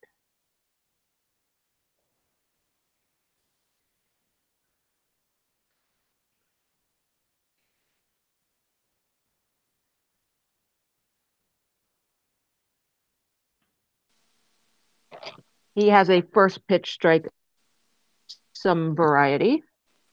I doubt he'll hit a single, Cole Barr. Okay,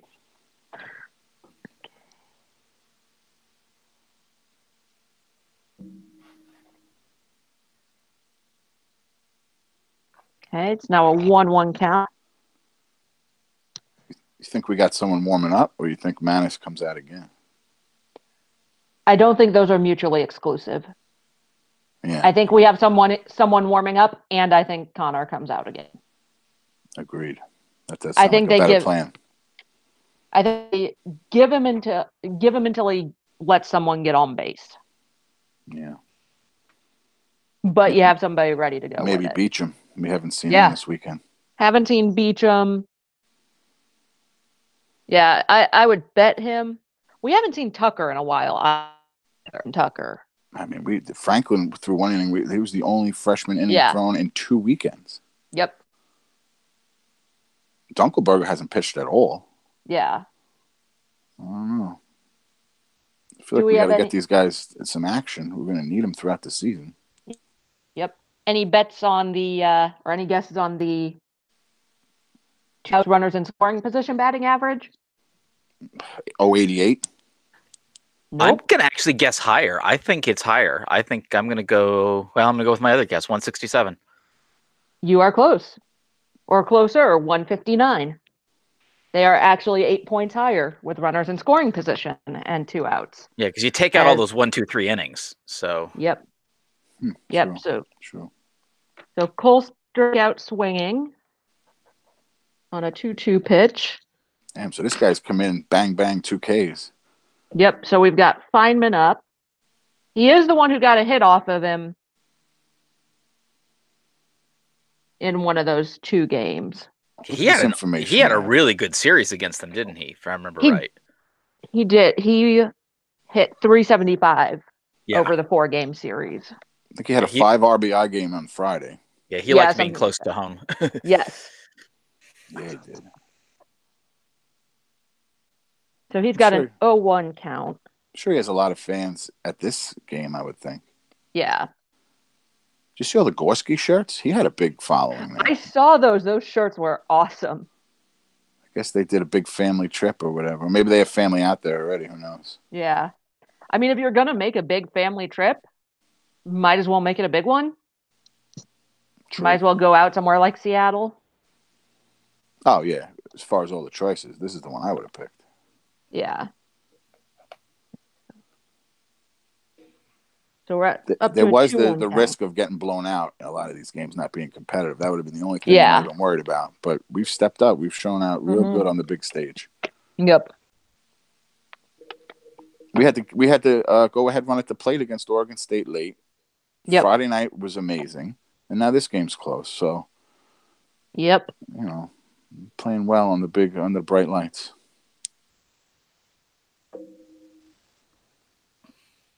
Trying to look stuff up while keeping the game going, keeping the game stats going. 2 outs, no on right now, right? Yes. 2 outs, nobody on, 2-2 count. Lots of Down 2s. Down one. Bottom 6. Down 2. Nah. So Down 1, right? Because of the homer. Yeah, I said down 1, not down 2, because everything else was a 2 in that. Got Ryan it. does strike out swinging. Damn, this on guy another came in and 2-2 struck out the count. side. I said there was that one game where he struck out like 3 guys You in did. an inning and in 2/3. or something. You warned us. You warned us. So that's 1 run on 1 hit. No errors, none left.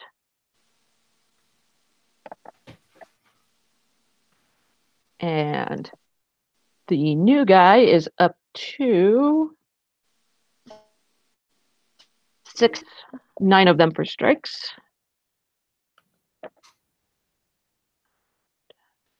Okay.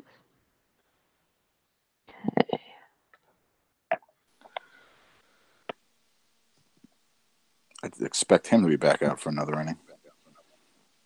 Yeah. Oh, yeah. I was like that guy last Sunday. We ran that starter, and that dude came in and struck out like 8 out of 10 batters in a row. Yeah. That guy was good. Adlock or something. I don't remember his name, but and then he got out, and then we took the lead. So once, just while he was in, we couldn't touch him. Yeah.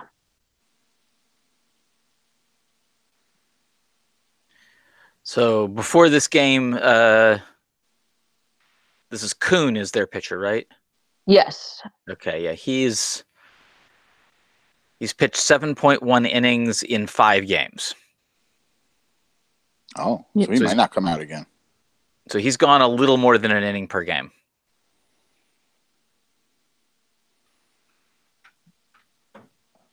At a 4.91 ERA before that. Really? 4.9? Giving up 7 hits giving up about a hit an inning. He's also walked 8. Oh, wow. So 2 base runners in an inning and a 4.9 ERA, and he just struck out the side. Yes. But he's been doing that though. He's got 12 strikeouts, so he's averaging strikeout and a half an inning. Got it. Yeah. An all or nothing guy. Yep. I feel like we've had a few of those. Yep. So San Diego is at their 8-9-1 in the order. Otsuka takes a strike of some kind to start it off.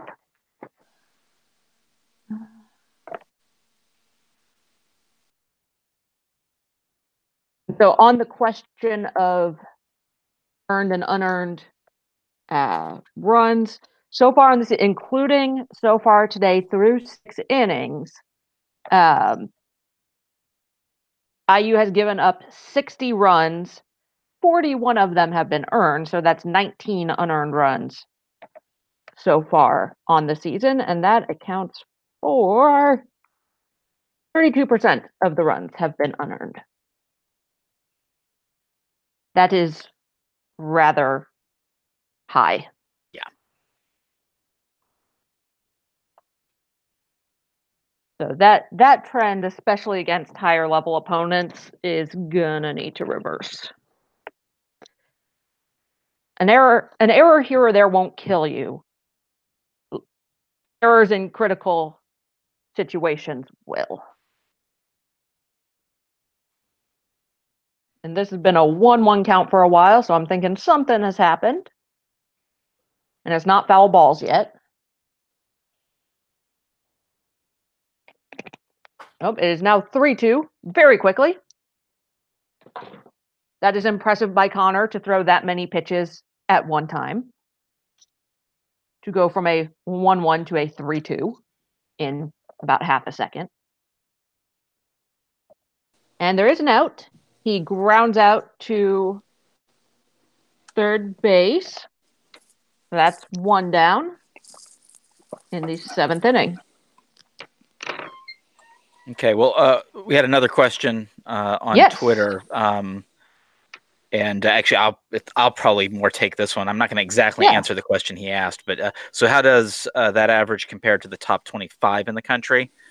What I can answer is where IU ranks in errors per game. Yes. Which is a dismal 236th in the country out of 299. So that is very ugly. Not good.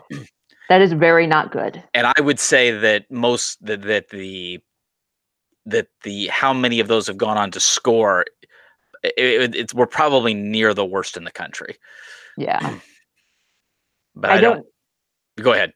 Oh, I was just gonna say I don't know a good way of going through and try. You would have to get the number of runs given up, the number of earned runs given up for every team in the country, and do the percentages, and then rank them. And I don't know of any stats site that would have that already done. Yeah, I'm using Warren Nolan to get some of this ranking information. Yeah. But doing that for like every team to get the rankings would be. Yeah, that's the thing. Like I can do this, which was interesting. Indiana is 66th in the country in runs allowed, which is 4.3 runs allowed. Now I can compare that. Hold on. Let's look at.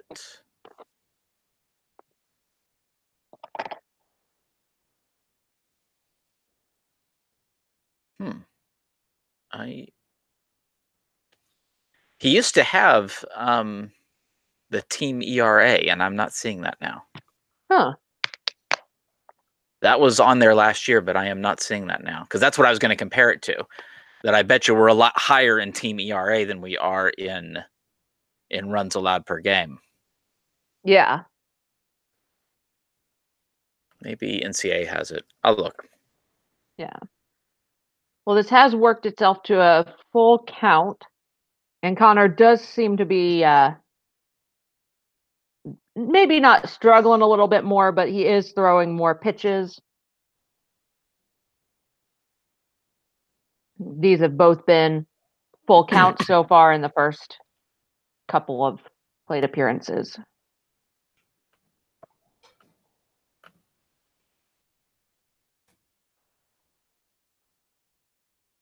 And it remains a 3-2 count. You got one out? Now 2 outs as he flies out to center field on the full count. Nice. Man, provided that this is right and he actually did fly out to center field. We've already had one of those where they said, well, we've already had one of those where it said he was out and he wasn't out, and yeah. That's true. I like Carl's guess, though. With the catch and then the ump override it, because what else could it have been? Why else would you think someone was out on a flyout? Yeah.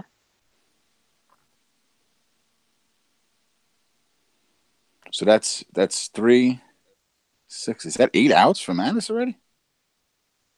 That is 1, 2, 3, 4, 5, 6, 7, 9. I have 11. Oh wow, he's been throwing longer than I thought. 1. But he got that double play that from right. Saul Frank's runners. He got the 3 outs in the first inning. He came in, then another 1, 2, 3. Wow. Yeah, 3, 6, 9, 10, 11. Yeah. And 12. Yes. Grounded. Ooh, looks like we got some PFP actions. Oh, look at that. What was that? Pitchers. Yep. Yes. The Paulie is now excited. Yeah. Paulie is excited in the dugout. And that was on an 0-1 count.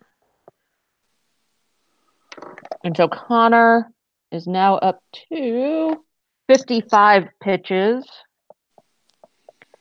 So I'm thinking he's got to be getting pretty close to his limit. He's done really well. I think he's got to be getting pretty close to his limit at this point. Scott Manning, oh, sorry. I was just saying we might see him go out for another one. Do kind of a until he gets a runner on. Yeah, they might have been doing that for a few innings now. No one's getting on. Yeah. Scott Manning of the Seattle alumni chapter just sent in a bunch of nice pics from the game. Nice bright sun on the field. Shadows creeping over the Hoosier dugout. So half the field is in shadows right now. Okay.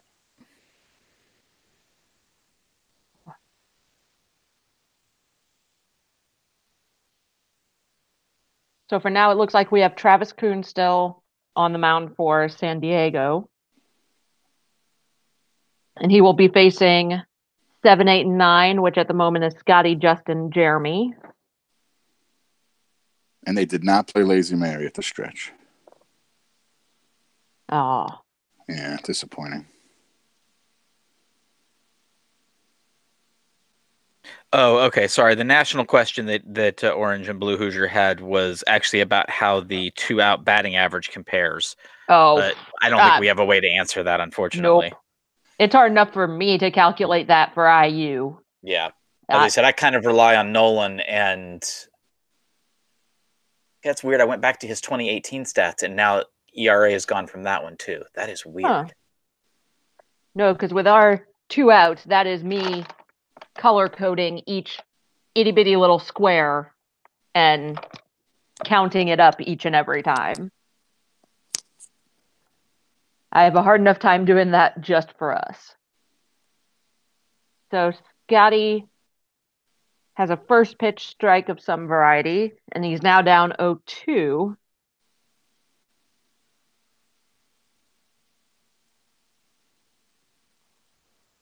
Oh. The NCAA keeps the team RA stats, but they don't update them very often, and that part of their site is currently broken. Oh, that's fun. The last time they had it updated was on the 26th of February.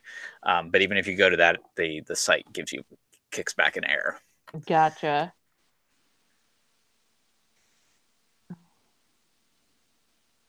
Yeah, so far today, Scotty's put it into the air once straight up and once out to right. He's in a 1-2 count right now. He did finally get that first hit of the season. He did, and this time he lines out to right field. So he's getting contact now, which is better than it was the first couple of weeks. So now we've got Justin coming up. He is now going to be switching which side of the plate he's on.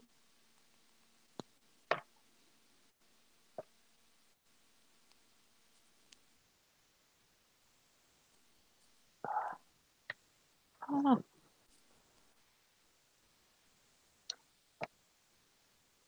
Still waiting on the first pitch. Oh, there it is. He takes a ball for the first pitch. And I haven't completely updated all. It takes me a little while to update all of my stats for each game, so I'm not completely up to date yet. But it is interesting looking at who swings at first pitch and who doesn't. Some of them it's about even.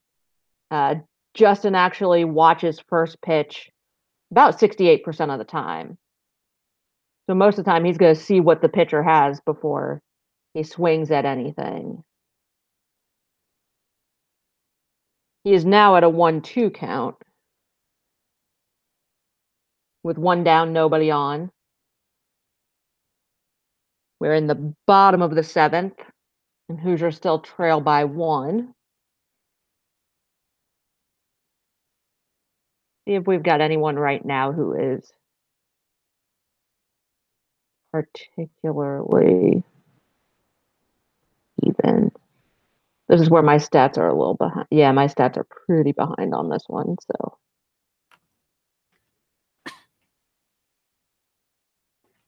He's now at a 2-2 count. Got it back even.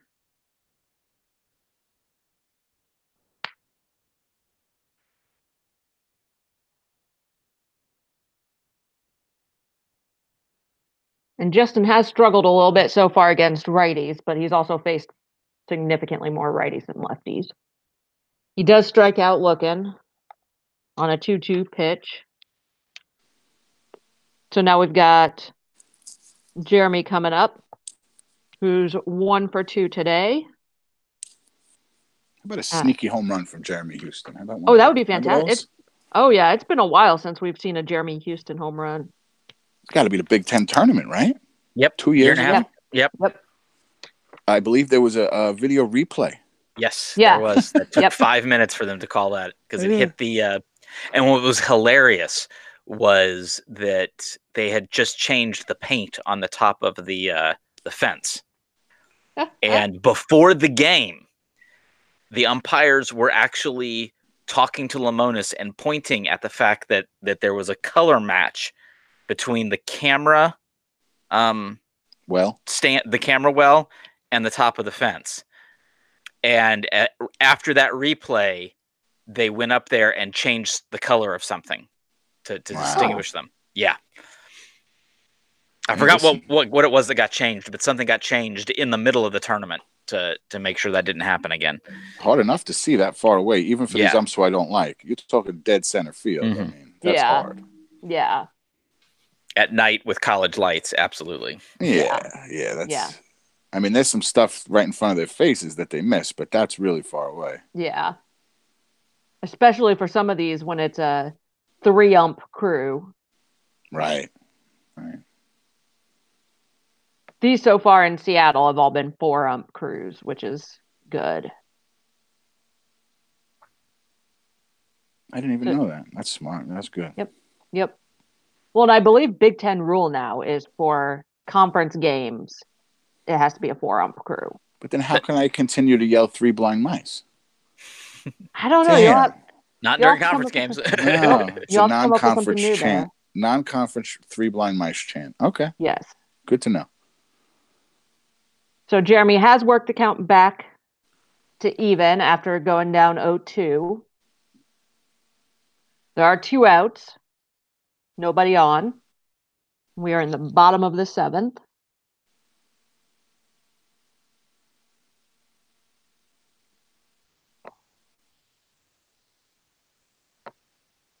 On the plus side, we will be moving to the top of the order. So that's always who you want coming up late. Jeremy does strike out swinging. So this guy has struck out 5 guys out of 6. And retired 6 straight, right? Yep. After the Lloyd home run. Same as last Sunday, man. Hopefully that's it for him. Yep. He's probably getting pretty close to his.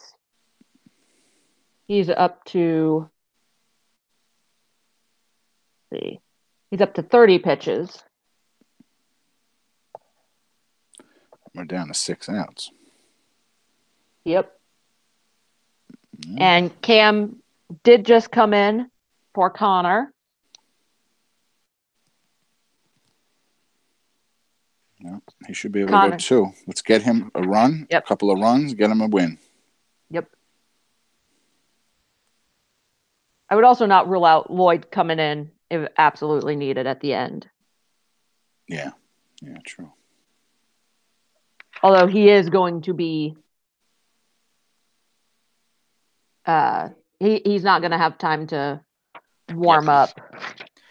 Yeah, that worked out on Friday. He made the last out in the in the previous inning. Yeah, in the top of the it was the top of the 8th he made the last out, so. Yep.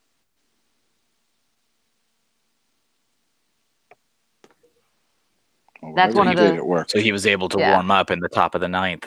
Yep.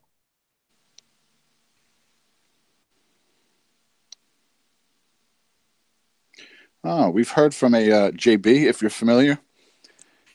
He claims that the error, the mistake out in center field was his fault. He decided to get rid of the yellow line. Oh. Yeah, I don't know if he wants to be reading the rest of this, so I'm just going to go with that. But he owned it. He's going to own it, and he is. But and then skipping that part and then going to 4 umps for all big games. Yep. Yeah, he's saying con and non-con, so maybe it's also non-conference. Okay. Well, I guess he wouldn't mind this. The thing that Carl is talking about is that he took something off of the camera tower right away following that home run. Yep. Yeah, He probably didn't want me reading that, but whatever.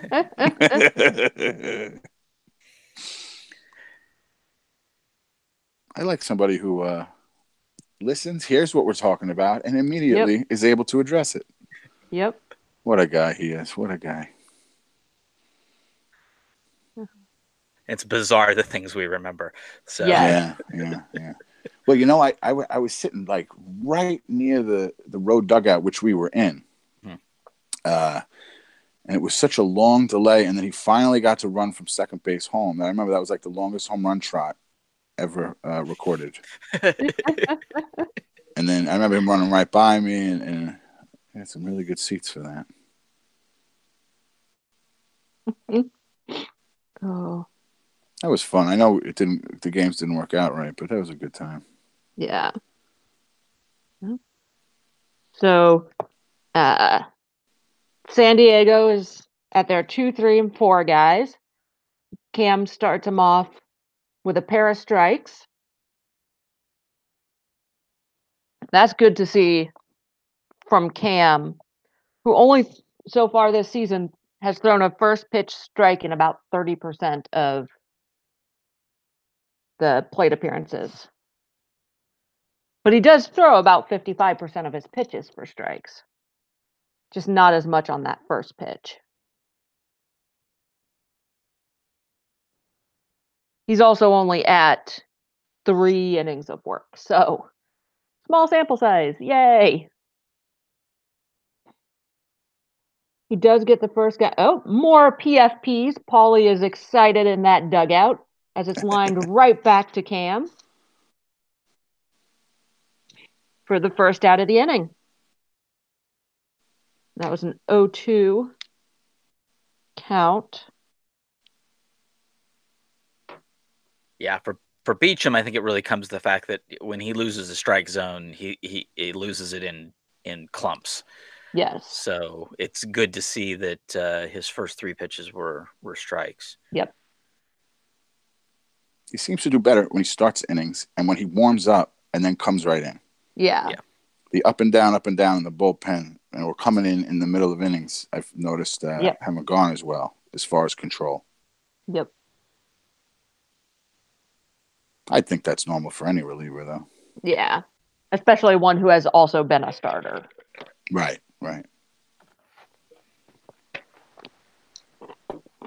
Aaron Fitt checked in about this reliever. He says he's got a funky, deceptive delivery. Okay. He's throwing 92. He's throwing a hard slider at 85. So this guy's nasty. Yep. When he's on, he's nasty. When he's off, he's walking people. Yeah, and that's and so he's on. Yeah, he's hitting the strike zone. So yep. Yeah, the question is, you're right. Does he wear out quickly? And the good news is we're only at 2 hours and 23 minutes, so they're not going to get away with only playing 8-inning games like they have the last 2 days. Yep. So the count on this one has worked itself full. But that also means they haven't had to pitch for. They've gotten to not have to pitch for two of those games. And granted, we were the road team yesterday, so we only had to go 8 innings yesterday too. But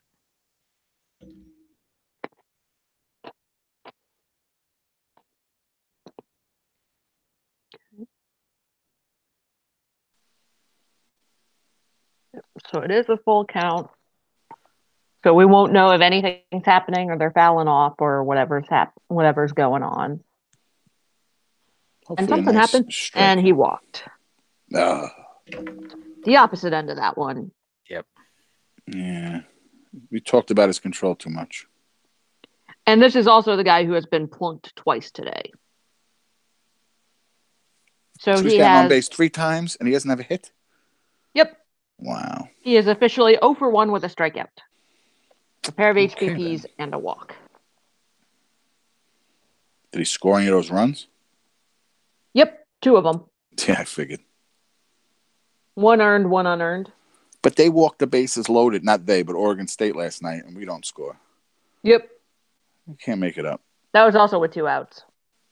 I'm saying if we would have walked all 3 guys to get the bases loaded, we never would get the next guy out. Oh, no. So the guy currently at the plate, McGuire, is also officially 0 for 1 with a strikeout and has been plunked once and walked once. Still waiting on the first pitch. He's also a lefty, so hopefully Beecham Yes. has the advantage on him. Yep. Does throw the first pitch for a strike.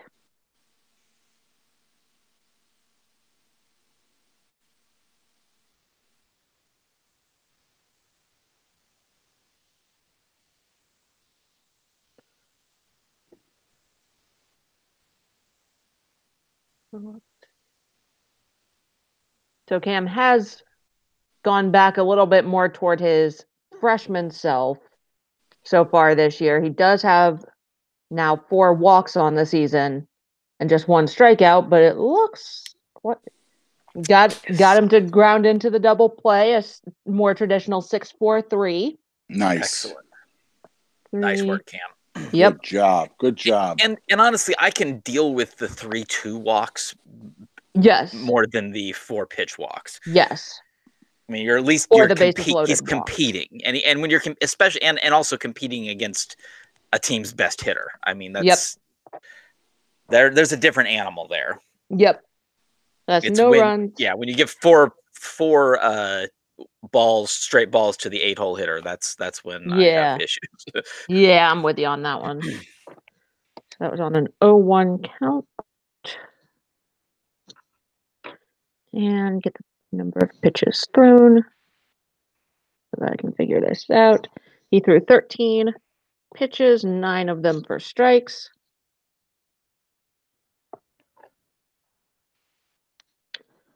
Okay.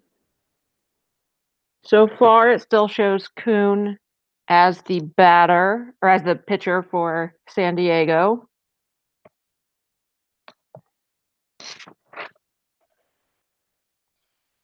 We'll see if that is still the case, but regardless, IU is back to the top of the order with Gorski, Drew Ashley, and Matty Lloyd.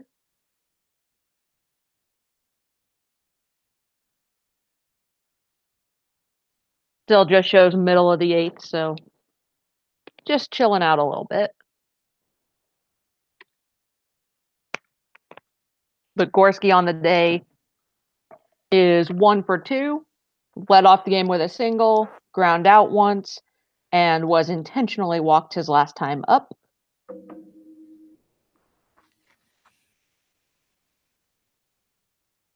So let's see. It is still Kuhn pitching for San Diego against Matt Gorski. So it's a righty-righty matchup. Gorski is currently batting coming into today, batting 276 against right-handers. Got an even 1-1 count. If you went by the live stats, evidently Kuhn can throw 2 pitches at one time because they both showed up at the same time. I'd say that's pretty impressive.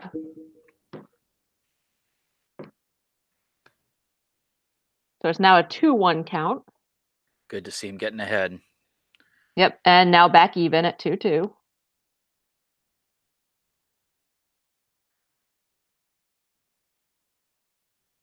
Gorski's batting a $150 with 2 strikes coming into today, and I believe it's a little bit higher. He's got 1 with 2 strikes so far today. So that's better than a lot of the 2 strike counts or 2 strike batting averages.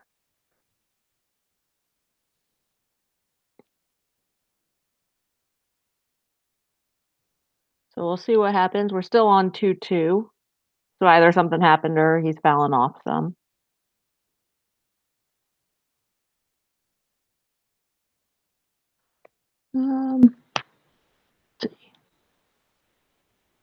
It's interesting that this stats program does not indicate in the like today's plate appearances thing. They don't indicate if the walk was intentional or not. They indicate it in the play-by-play, but they don't in the rest of it. So Gorski does work the count full.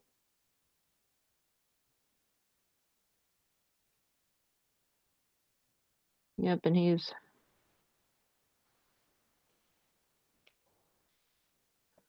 Yeah, I imagine Gorski's going to get a fair number of those intentional walks this year. I think there will probably be fewer of those intentional walks. He'll still see some of those where they just don't give him anything to hit, but can't say that I particularly blame them on that. Yeah, no. If Houston gets to second, it's... Oh, yeah. Unless bases are loaded. Yeah. And even then, they might consider it. So we are still at the full count. I guess he's probably fouling off pitches, yeah. Yep. Well, that's... At least he's running up Kuhn's. I think we need to run this guy. Yep. So we'll see how many. And I've just realized last inning that in the pitcher part of the section, there is a pitch count thing. And so I can see how many pitches this at bat is. I wish I would have seen that. Yep. Wish I would have seen that earlier. But now I know for future references, because this is the same thing we use. So Gorski pops up to shortstop. And it was an 11 pitch at bat. I'll hope that at least help us get rid of Kuhn, because we're struggling with him. Yep.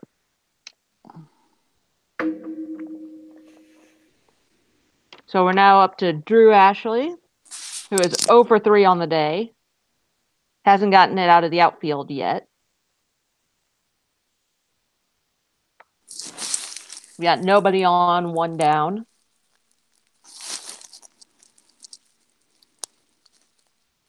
And he takes the first pitch for a ball.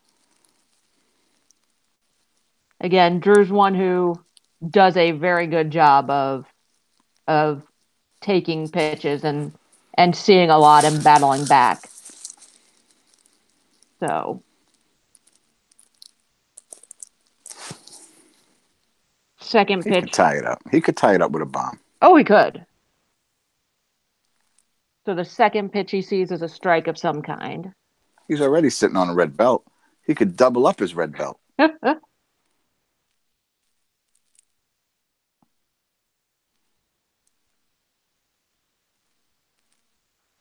Next pitch is a ball.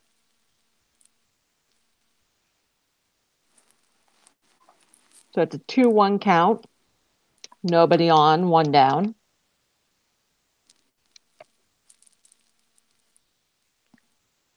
So these guys still have a closer to get to. We're assuming this guy's not the closer, right? I would assume. He did close out one of the games against IU, but I believe that was game 4 last year. This guy reminds me of that guy of Ohio State last year.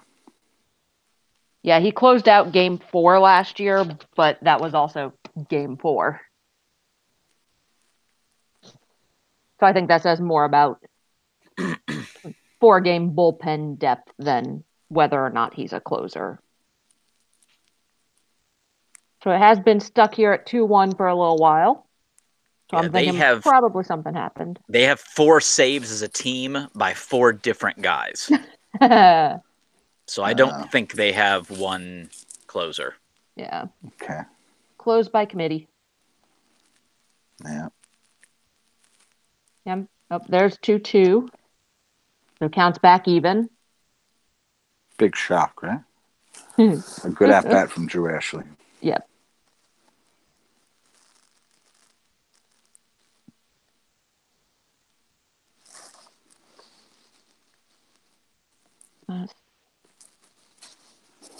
And Drew is batting .211 with 2 strikes coming into today. Sitting here down and running the 8th, and we gave away runs. Yep. I hate that. Yep. So it's up to full count.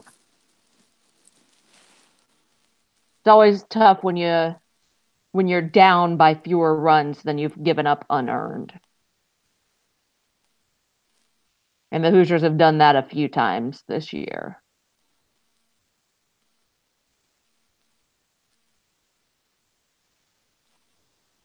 Okay, so it's an out of some kind. He struck out swinging. So we're And down there were no to fouls. That was a straight 6-pitch deal. Yep. So he's up Yep. to 47 now. Yep. So we've got Matty Lloyd coming up. And remember, he's the oddball who bats better against lefties. Yep. But he also, if I remember right, I pull up my lefty righty.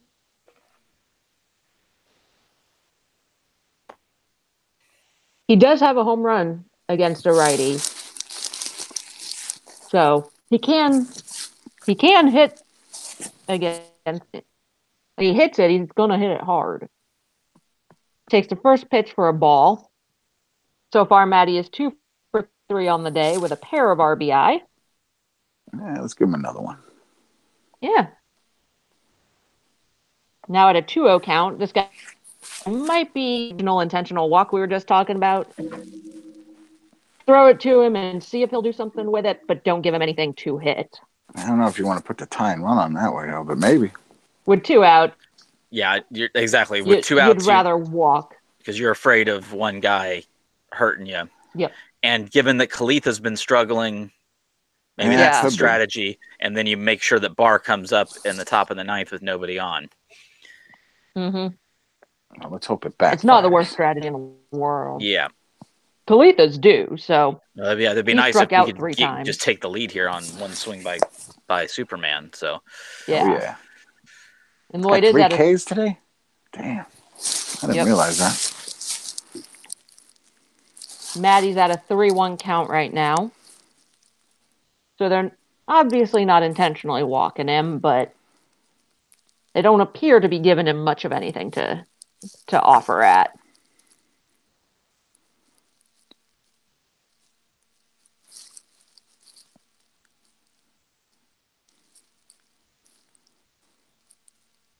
Let's see how that pairs with mine.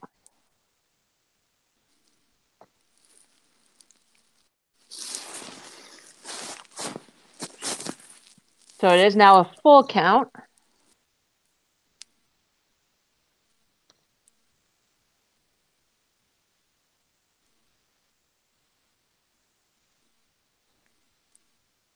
So we'll see what Matty ends up striking out swinging on that one. So Kuhn has struck out 3, 4, 5, 6, 7 Hoosiers over the course of 3 innings. That's no runs, no hits, no errors, none left. I'll never say I'm happy to get into a bullpen again. I was excited when that guy left the game. I said, okay, here we go. Yep. And they brought in Cassady. Yeah. Well, and based on his record so far, his vulnerability is walks, and he's not done that. So They had a 4.5 ERA, you said, right? Yeah. He walked 12 guys in 7 innings. So and 7 hits. Yeah. Wow. Yeah, he was almost at a 2 whip. Man, that went down a little bit.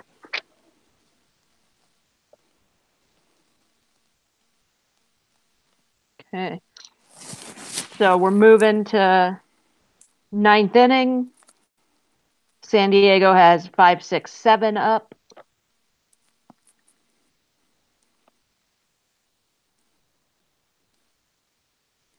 So far, first guy up is Hussein, who has 2 hits so far on the day and lined out his last time up. I'm assuming Cam is sticking around. He's still listed. Yep. He could go 2 or 3 innings, I would think. Yeah, I see no reason why not to stick with Cam. No. Right. Unless it's an injury or something. Otherwise, leave him out there. And it's, Yep. I mean, it's only there's still 50 minutes before curfew. This could go a couple extra innings if it had to. So, Or we could just win it in the bottom of the ninth. well, I would prefer that too. But Yeah. Hey, it's Walk-offs are more the fun anyway. I was gonna say it's the only one so far we've had the opportunity to walk off. Oh, that would be so sweet. Walk-off at T-Mobile Park. I need to get some outs here. Okay, so Cam is at a 1-1 count against Hussein. Now it's 2-1. Looking at Fitz pictures from Seattle. It's kind of weird seeing how empty it is behind the Indiana dugout versus the San Diego one, except it's about a 20-degree temperature difference between the sun outside and the shaded side, with the Hoosiers being in the shade. Okay, so Yeah, I got a photo of the crowd from Scott Manning, the Seattle Mhm. guy, and you see a lot of red sitting in the sun, but they're not sitting near the Hoosier dugout. You're right.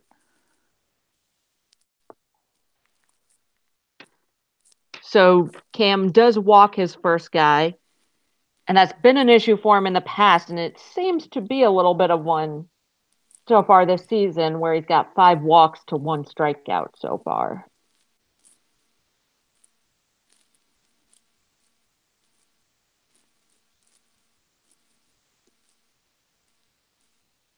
But next guy up is Hotby, who has dropped his average to 419 so far on the year, with a fielder's choice, a double play, and reached on an error.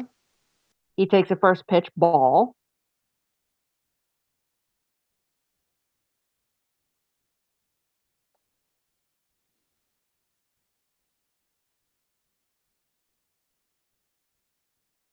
So we'll see how Cam does as he's getting himself into a little bit of trouble.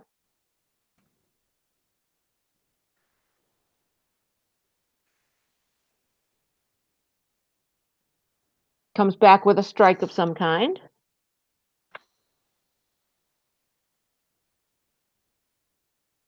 So it's now even at 1-1. Runner on first, no outs.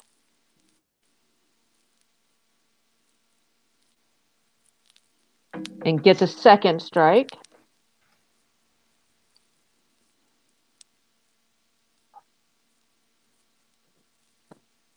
And Cam is sitting at just about 20 pitches right now, so hasn't had to throw too many. And none of them particularly high leverage yet. A couple of messages came into the Twitter DM. You're doing a great job, Cass. The whole thing. Oh, People appreciate it. yay. I'm glad to help out however I can. Try to take a not so great situation and make the best of it. I tweeted out this morning that one of the big reasons I wanted to do it for the first game was just to stay awake so I could write the post game recap. That one was just late. I tell you, though, you're sitting on a no-hitter every inning. Boy, that was keeping us wide awake. Oh yeah. Oh, man, what a night. What a special night. Yes. And, Oh and, yeah. really, if we hadn't had this, or for all the people who watched or whatever, you see that thing, the YouTube numbers must come in real slow because it's over 200 now. Oh wow. Well, I think Yeah, it's with the live one. It's at the time. How many are watching at the time I don't know. versus? I think the numbers are off because if you look at it now, it says like something about 200 views. So I don't know. Whatever. Either way. I don't know. Yep. But we do have Hotby did finally get that hit, a single to center field. Runner does just advance to second. So it is runners in scoring position, and we've got another pinch hit in the 7 hole, which makes my scorecard all screwy. Pinch hit. So we now have Runners at first and second, nobody out. With a new, I'm going to guess Dubb, Dubb, is the new batter. He's a senior hitting right at the Mendoza line at 200. Could use So a ground far, ball. yes, ground ball would be fantastic here. Strikeout would also not be strikeout or really anything on the infield wouldn't be too horrible. Sounds good to me. We have he bunt singled. So I take back that anything in the infield. We're trying to sack bunt and managed to reach. That was on the first pitch.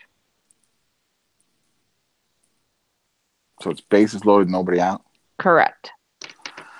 And they were giving up an out. Yep. It might have been one of those perfect bunts, though. You don't know. Right. So we're now to Otsuka, the 8-hole hitter, hitting .317 on the year, but so far today is 0 for 3 with a fly out and a pair of ground outs. Have not yet seen a pitch. Oh, nope, never. Wipe all that. We've got another pinch hitter by the name of Miller. He is another freshman at the Mendoza line. He is a righty. Still don't know anything about the pitches, but so sac fly out to left field. Runner scores, but nobody else advances. Or that was to left field.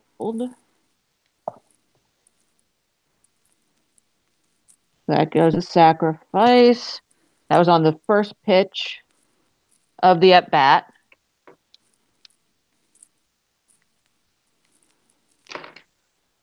So it is now 5 to 3. Runners still on first and second. Down to Kerner, the 9-hole hitting catcher. He hits the first pitch to him as a strike. I want to say he takes a first pitch strike, but I don't know that. He might have swung at it. He might have fouled it off. I don't know. The beauty of the live stats. Yep. So still no 1 count. And must be a double play because the inning is over. Okay. Cam limits the damage with a 6-4-3. Double play.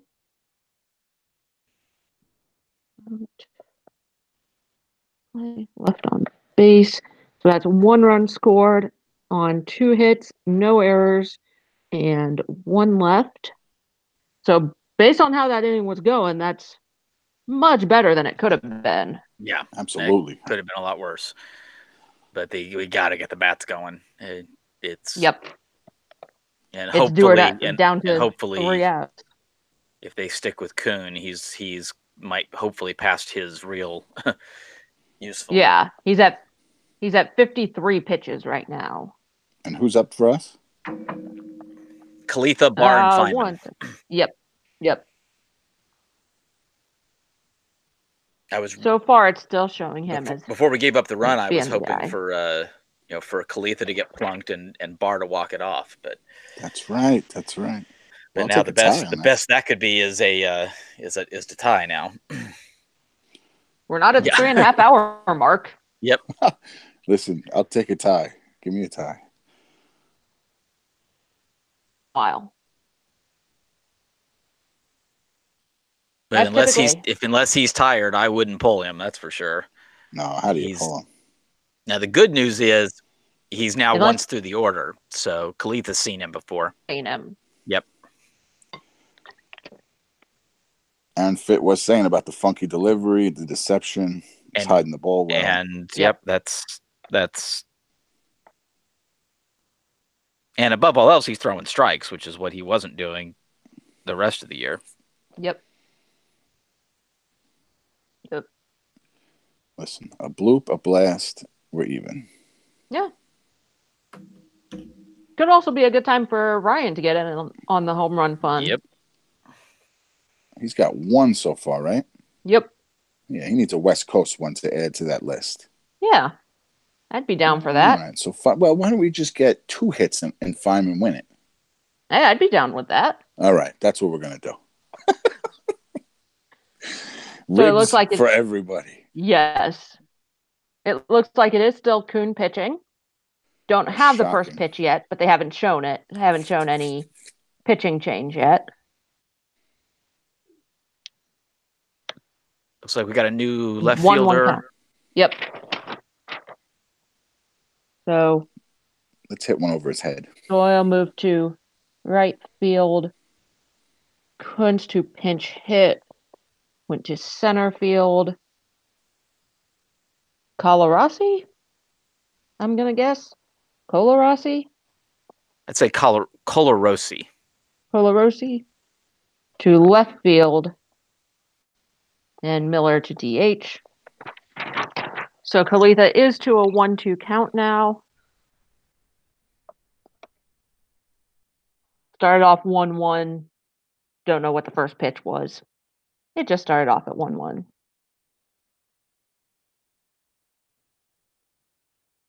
Kalitha strikes out swinging. Rough day for him today. Oof. Was that the Golden? I think it is. 4 Ks, right? Yep. Ugh. Yep. So we're up to Colbar, who's got a home run all day. He got the scoring started in the second inning with a leadoff solo shot.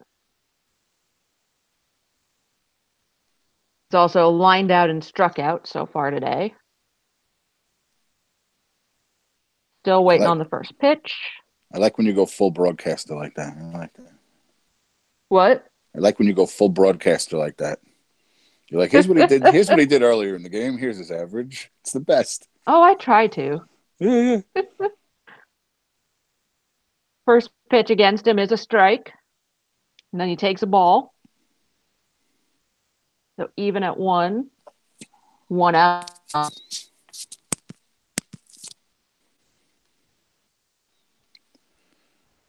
And again, Cole's one. If he can get a piece of it, he's gonna get all of it.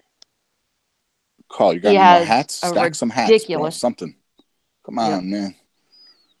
We need some hats. He's got a ridiculous number of extra base hits so far this year. Oh, he's looking for hats. Stack them up. Yep. Stack that. Yeah, do it. Oh, we need a rally like you wouldn't believe. It is now 1-2 count. All right, now we got some hats. All right. I do have. Oh, stack them up. There's now a second out, but I'll throw that on. Got the Christmas hat. All right, stack them if you got them. Big rally. Yep, Cole's out swinging on a 1-2. So down to 9 strikeouts by this guy. 9 Ks. Yep. Jeez. And we have pinch hit. We've got Wyatt for Ryan. Oh, there goes the West Coast home run. Yep. Well, he's from Colorado. So what? Yeah, and Wyatt's got a home run so far this year. We'll take a Rocky Mountain homer to keep the game alive. Yep. I just be happy get on base and keep it moving. We'll take him. Then we'll pinch hit Scrine for another Colorado homer back to back. Write it down. Book it. So the first pitch is a strike against Wyatt Cross. Wyatt is batting .273 against righties so far this year. So that's probably why the change was made. Although he does, so he's down 0-2.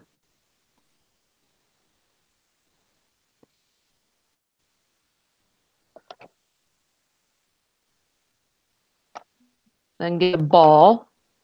Come on, Wyatt. Keep the game alive.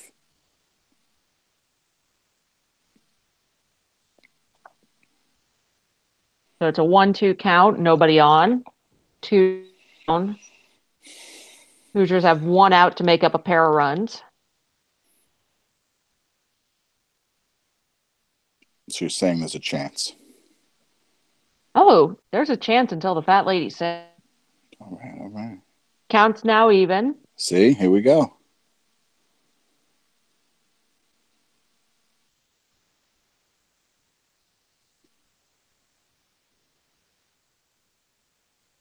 This is the fun suspense of a live stats game.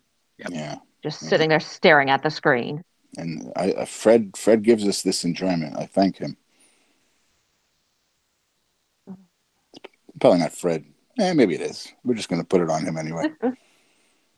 So Wyatt strikes out looking to end the game on the 2-2 count. So Hoosiers go down 5-3. And we don't get this damn song. Nope, no songs Yep, today. and no songs. When your last 4 innings are 1, 2, 3, 4, 5, 6, 7, 8, 9, 10 strikeouts. That's a tough way to try to pull it off. Yep. 2 unearned runs, but got beat after out hitting. We out hit them 6-5. Yep. Still got beat. Yep. And struck out 10 times since the 6th inning. Errors and walks. Yep. And not putting the ball in play. Yep. Okay. Yep. So that's a tough way to go out. I mean, yeah, tip your hat to Yep. to Kuntz there. I mean, that was impressive. That was an impressive performance. Yeah. Dominant from batter 1. Yep. Lloyd hit the bomb, right? Lloyd hit the bomb, and that kid came in. 10 strikeouts in 4 innings. Wow. Yep. What about the other 2? How come we didn't get 12? I'm wondering. Yeah. Line out and a pop out. Yep. A line out and a pop out. So there's a shot. Yep. We didn't hit a ball out of the infield against this guy. Yep. Wow. We did hit 1 out. The line out was to right field. Oh, well, there's progress. Yep.